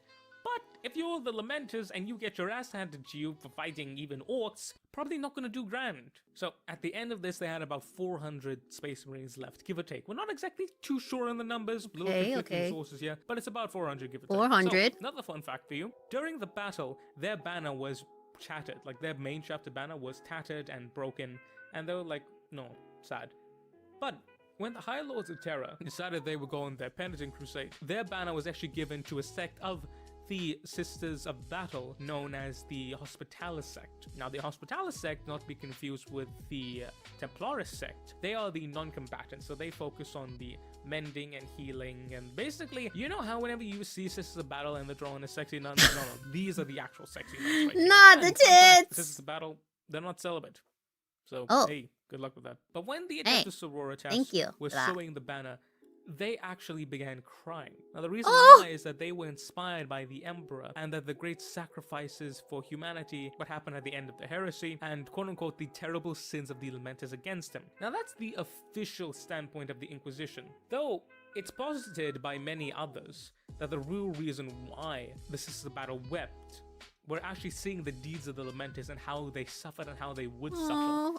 They were so moved by these noble sons of Sanguinius. Now, I personally believe it's the latter, because fuck the Inquisition, could not give a shit about them. All my homies hate the Inquisition. Now, because of this, their main chapter banner became known as the Banner of Tears. From M13 onwards, they went on fighting, and they actually managed to succeed very much in their penitent crusade until we get to the year 992 M41. So they're about 20 years off from finishing their crusade. So 80 years they somehow managed to survive. Yay! But, yeah. Then they ran straight into High Fleet Kraken. Oh, come on! Yeah. So that's nice. So less than 400 Space Marines against an entire High Fleet. So the Lamenters were like, fuck it, we're gonna die. It is what it is. So they decided to stand their ground, and they would take the brunt of the attack, leading the civilians to escape. And they were like, right, we're gonna die, we had a good run. It is what it is. And they fought like madmen possessed. Many of their brothers fall into the Black Rage, and being able to counter the sheer ferocity of the Xenos organisms. And so do they believe that they were indeed left to die. However, it turns out that they actually managed to survive. Yay! There were about 200 Space Marines left after that. Okay, half. And they, together with the remains of their Crusade fleet, managed to fall back to a certain planet. But said planet was directly in the path of the Tyranids. They're like, right, well, we managed to survive, but we're gonna die yet again. This was until, however, Bobby G came onto the scene, and he reunited with them and saved them from the evil buggos. And he reinforced the chapter to a full fighting strength with new Primaris Marines. So when the Lamenters finally, after like 4,000 years, got some good luck, and it took Gilliman returning. Also, side note, I just want to like put this out there. I swear to God, if it wasn't for the Red Thirst, I would say these bosses are sent from the Ultramarines, because the amount of times they've been destroyed and built back up in such a short time, their logistics and recruitment system, god damn, no wonder Bobby G saved them. He's like, you boys are good. But as to what they're doing right now, they together what with are they up Captain to? Machiris of the Iron Lords, as well as a strike force led by what are you guys doing? the 2nd, 8th, and 10th companies to what is known as the Aberrant System. Now this is together with the Knights of the Raving, as well as Size of the Emperor chapter, as well as some other Adeptus Astartes units. Now, it is in the Grendel Stars area, where they are defending it together with Inquisitor Chalice Taras of the Ordo Xenos to fight against a tendril of High Fleet Kraken. But not only are they fighting against the High Fleet Kraken, but they're also fighting against traitor forces and hyper-violent known as the Burgasi. Now, the big issue here is that the Burgasi are essentially big, bad, heresy, Great Crusade era level aliens. Like, imagine the Rangda. Yeah, these boys. Pretty fucking bad. Now, the issue being is that the Tyranids are on a direct path to the Burgasi. If the Tyranids reach the Burgasi, they then get the genetic information of the Burgasi. And for those of you who don't know how Tyranids work, if the Tyranids eat you, they become you. Oh no. So, having the Tyranids get DNA of aliens that can rip Space Marines in half, normally, that's a problem. So Yeah. essentially, we have this small group of Space Marines and Imperials fighting a two-front war, preventing the fucking bugs from getting to the alien juice. Because if the alien juice gets into the bugs, we're gonna have bugs hyped up on alien juice. Alien juice bugs. That's gonna be fucking bad, mate. Not good. Yeah. Very bad. Very And bad. that brings us up to the history of the Lamenters. That's what they're doing. That's how they're acting. And yeah, so they're doing marketably better. Still in a Yay! shit position, but hey, at least Not they're the not best. alone. And their new peeps seem to like them. So yeah, could be much better, but definitely way better than anything they've done beforehand. So yeah. Pretty quality. But now, on to culture / gene seed.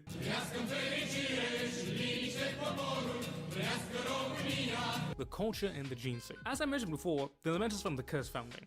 So that's when the Mechanicus mucked around with the gene seed. Now, during this, their gene What seed was that, is a transition? significantly more stable than the OG Blood Angels gene seed, which means that they have no problem recruiting from anywhere in any population, which is a boon.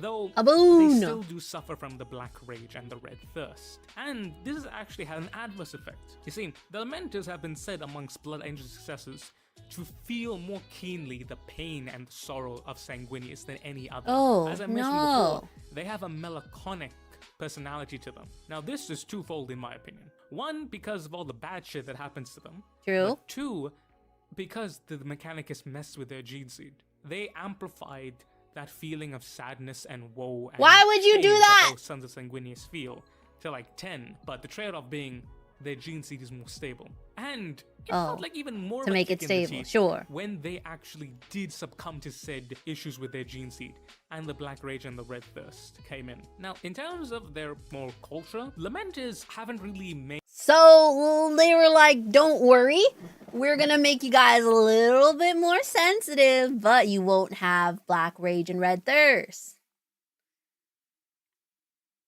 And they were like, yeah, sure, whatever. So they became more sensy. But then, just kidding, you still have Black Rage and Red Thirst. And you're sensitive. Amazing. For Penitent Crusade, you're not allowed to reject or ignore any distress calls from any source. You're also not allowed to recruit. There's a real chance of not getting out of your penitence once you start. And then there's the Carcharodons that are kind of on a Penitent Crusade, but it's also been 10k years and they kind of aren't. It's confusing. And that was a lie. Melancholic sad boys, even more emo than the Raven Guard. Made friends with the Blood Angels. They've tried, but They're again, sad. That whole idea of them being bad just really messed up their reputation. Yeah. Because of that, they don't actually have that many artifacts and, tendencies of the Blood Angels do. Because most Blood Angel successors are very similar to the OG Blood Angels. The Lamenters are more like Blood Angels Light. They still Blood favor Angels close Light. quarters combat and shock assaults, but unlike the OG Blood Angels, they don't have that many relic weapons. They don't even have that many Terminator suits, to be honest. Hell, they don't even have that many Dreadnoughts. Yeah, because they were The closest thing stolen. they have are Predators and, maybe use Space armored sharks! warfare. But they don't really associate that much with them.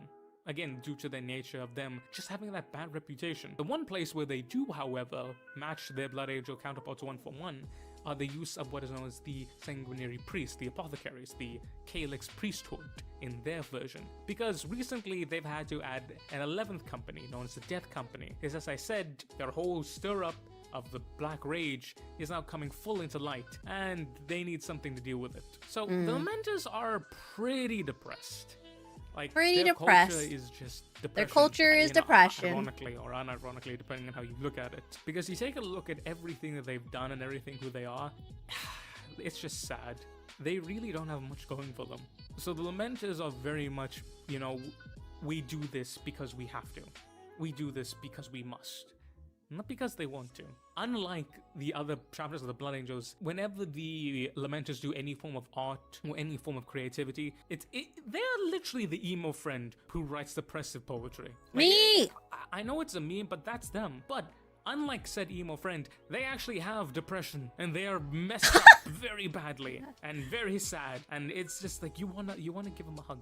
You wanna give them a Unlike your other emo friends, they actually have depression. It's crazy. And what did he say? You want to give them a hug. And what did I say? You gotta give them a hug. Hello? Give them a hug. Oh, I can get tall again. Blessings. Give him a hug. TBF, I'd get a little sadness and way less black rage in exchange for a really stable gene seed. I'd make that deal. Knowing the black rage and red thirst is still there would be an advantage, though. They took a deal of sad but no black rage, not more sad and less black rage.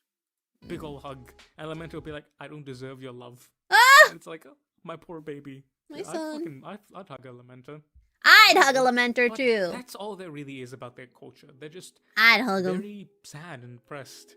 Now, as for Culture, chapter sad. organization, as I mentioned before, they don't really have any unique elements. They're only unique artifacts similar to other Blood Angels. They don't have any Furioso Dreadnoughts. They don't have any Sanguinary God. They don't have anything like that. Now, Sakana making herself taller. I put her on the phone screen, so she's 70% smaller. With the other descendants of the Blood Angels, so there is that divide. But also, they're a crusading fleet-based chapter, so they can't have too specialized gear because they have to be able to repair it at the drop of a dime. But they seem to follow the standard Codex Astartes principle, having a veteran company, a scout company, 4 battle line companies, a reserve assault and I know what those are now. Company and a reserve destroyer company, as well as the previously aforementioned 11th company known as the Death Company. Apologies, no actual details on the different companies. We don't really know much about them. They're just standard units. They're just guys. In terms of how they fight, they are descendants of Blood Angels, so close quarters fight combat like is Blood their Angels. shtick. They favor shock assault as well as close support air tactics. And while they don't really have very much in terms of heavy assault, so they don't really have that many heavy duty, heavy armor units, as well as Terminators are lacking, what they instead favor are a type of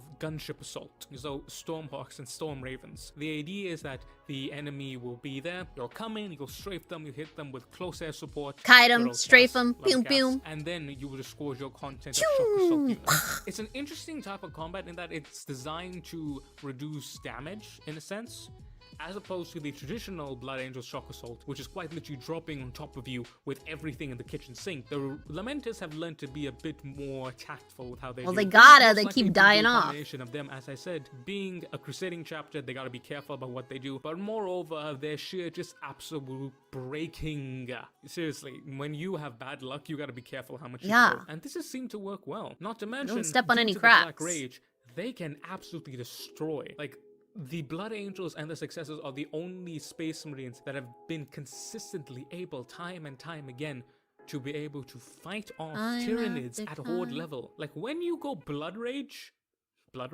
I mean, shit, no, that is what it is. Fucking shit gets wrecked. Again, we don't really have much in their organization. Most of their story is their history. However, one interesting fact is that they do have, in conditioning with Blood Angels lore, they have a very solid fleet. Now, their fleet consists of a grand total of 2 heavily powerful battle barges. Now, these battle barges are significantly stronger than the standard, and I said but they were stolen. As powerful, as well as their main fleet battle barge known as the Meta Lacorum. This is their mobile fortress monastery and incredibly powerful because it has a built-in portable repair dock. In addition to this, they have 2 Adeptus Mechanicus forward ships that support them. In addition to this, they also have 2 more battle barges, 6 strike cruisers, 3 Vanguard class cruisers, and 22 various escorts. Got a lot. They have a pretty solid fleet.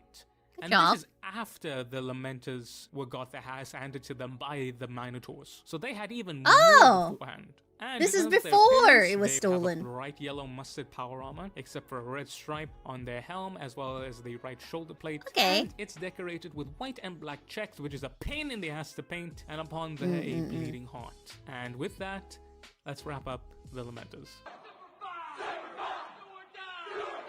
The Lamenters are a very interesting chapter in that we don't really know what's wrong with them. It's alleged that the reason we don't know what's wrong why with them. the Lamenters suffer such bad luck is because Chaos deliberately influences them to have said bad luck, because if they didn't, they would be a Blood Angel Space Marine chapter without the Black Rage. Now, granted, they did end up getting the Black Rage. They but needed it's a some lot kind of it's all debuff. hearsay. We don't really know much about it. But what we do know for certain is that the Lamenters are up there for the most noble of Marines, despite everything that's happened to them. Allies abandoning them, their luck being horrible, getting the short end of the stick every single time, so they question, is there even a long stick to get? Being literally depressed Space Marines, they still serve with the utmost honor. They are a very unique type of character, and the reason why they become such a fan favorite and why everyone loves the Lamenters is because they are nobility incarnate. They're defiance incarnate. They're Everything good guys. about them They're nice should make guys. them the perfect traitor legion. They should be traitors. They should betray the Imperium. They should give up. They, by all accounts, should turn coat and cut and run. Everyone expects them to. Yet they will never consider it. And everything that's happened to them, Oh, they've they're so never nice. considered it. They will never yield. They will never betray the Imperium. And they will never stop fighting. And that's why people love them. They're honest. And that's what you guys should always want and look for. Don't settle for less. They choose to stand and fight. They choose to be a better person. And I think that's what really resonates with us people. Despite everything wrong that happens in our lives, they still find that time to be good people, to help people. We all love that one person in our lives that we know who suffered so much, yet they still find that love in the heart to help people. To me, the Lamenters are the perfect example of a stoic. Doesn't matter what the fuck happens to them, they just carry on and crack on regardless. It is what it is. We do what we do. It and the is Lamenters what are it a chapter, is. to me, are the poster boys for that. They are a chapter that, despite everything, continues to serve and be the truest, most noble embodiment of a son of Sanguinius. And hell, that's beautiful. In recent times, they're on the up and up. They're full on with the Primaris. They have new Primaris gear. They recently established ties with the Blood Angels and the Gilliman and Dante in the Imperium Nihilus. Things are looking up for them. And who knows? Our maybe boys the are getting noble up stoic there. has finally caught a break. But even if he hasn't, in the words of Marcus Aurelius, you have power over your mind, not outside events. Realize this, and you will find strength. For the happiness of your life depends on the quality of thoughts. You are the master of your mind. The Lamenters know this, and they practice it every day. Right, ladies and gentlemen, beautiful! that has been the Lamenters. Thank you very much for watching. I love you. I appreciate you. The schedule is still crazy. I love you and I couldn't find appreciate the rhythm. you. It's taking me a long time. A combination of work and me. That's crazy. Looking for a partner in life? Get yourself a Lamenter. Just make sure to stock up on Lucky Charm. Eat Lucky Charms for breakfast. Have a little rabbit's feet. You know, a little horseshoe. Wish on a shooting star. Yeah. And you can have your own little Lamenter. Oh, that's so nice. Wow, I like them. Okay, I like the Lamenters. The Lamenters, they're going up for me. They're going up for me. Yeah. Good guys, good guys. Okay. We got through all of the main videos, which pretty dang good. Pretty freaking dang good.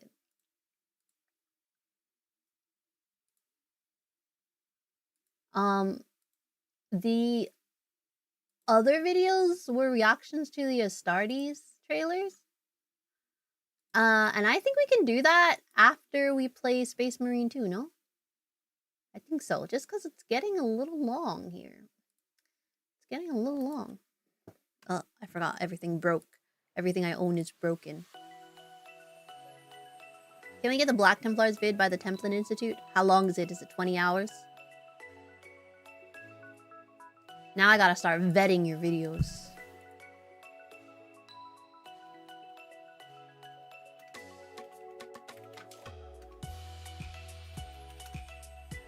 Black Templars by the Templin Institute. Oh, 15 minutes. That's not bad. Okay. It's only 2:30 a.m. It's fine. It's fine. Next week, we'll probably do a shorter stream because once a month I have to switch around my Wednesdays because, you know, I don't get paid. Black Templars in the wild are the most... Oh, you know what? We'll see. Yeah, so far I think that the Lamenters are winning for me, but I do want to learn... What did I say? I want to learn about the Salamanders and the Blood Angels. And I guess I did learn more about the Blood Angels because I learned about the Lamenters. Well, yeah. We'll do another poll to see what you guys want to watch next week. Like I said, you can put your suggestions in the Discord, in the Warhammer channel. You can add it as a comment to this video because me watching all 4 hours back and trying to find a comment is crazy work. Yeah. I don't think you get to them already, but just in case, did you counter stuff about the creeks? I don't think so. I don't think so. But yeah. Thank you so much. Thank you for hanging out. Thank you, Iron Duke, again for helping me find videos for today. Thank you. And I will see you on Friday for some RimWorld or some karaoke or both if you want to see both. Huh? You want to see both? I think you do. Okay. Twitch. We gotta raid somebody. We gotta raid somebody on Twitch.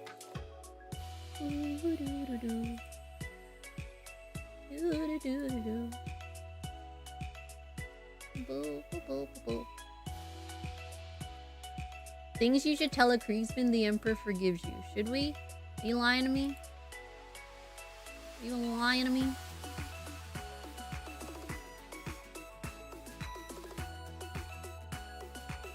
Bruh. Oh! I found one. I found one. Have a good time and the Emperor protects. Bye, everybody! Bye, bye, bye, bye, bye! Oh, frick, I missed it. Whatever. We don't have that ending song anymore. Welcome to the Fishies Beatologist. Thank you for the resub, pal. Thank you for the bits, Atimo. Welcome in, Rugal. 144, Michael Lundy. Plum Sensei, Johnny Charm, Grimwood Bud. Thank you for the Super Anthrax. Bye, everybody. See you next time. Bye, bye, bye, bye, bye. If you're on Twitch, this is the raid message. The second raid message. Okay, bye. Hopefully, the next stream won't be fricked up. Hopefully. Hopefully. You know what? What can we say? Can't say anything. Okay, bye.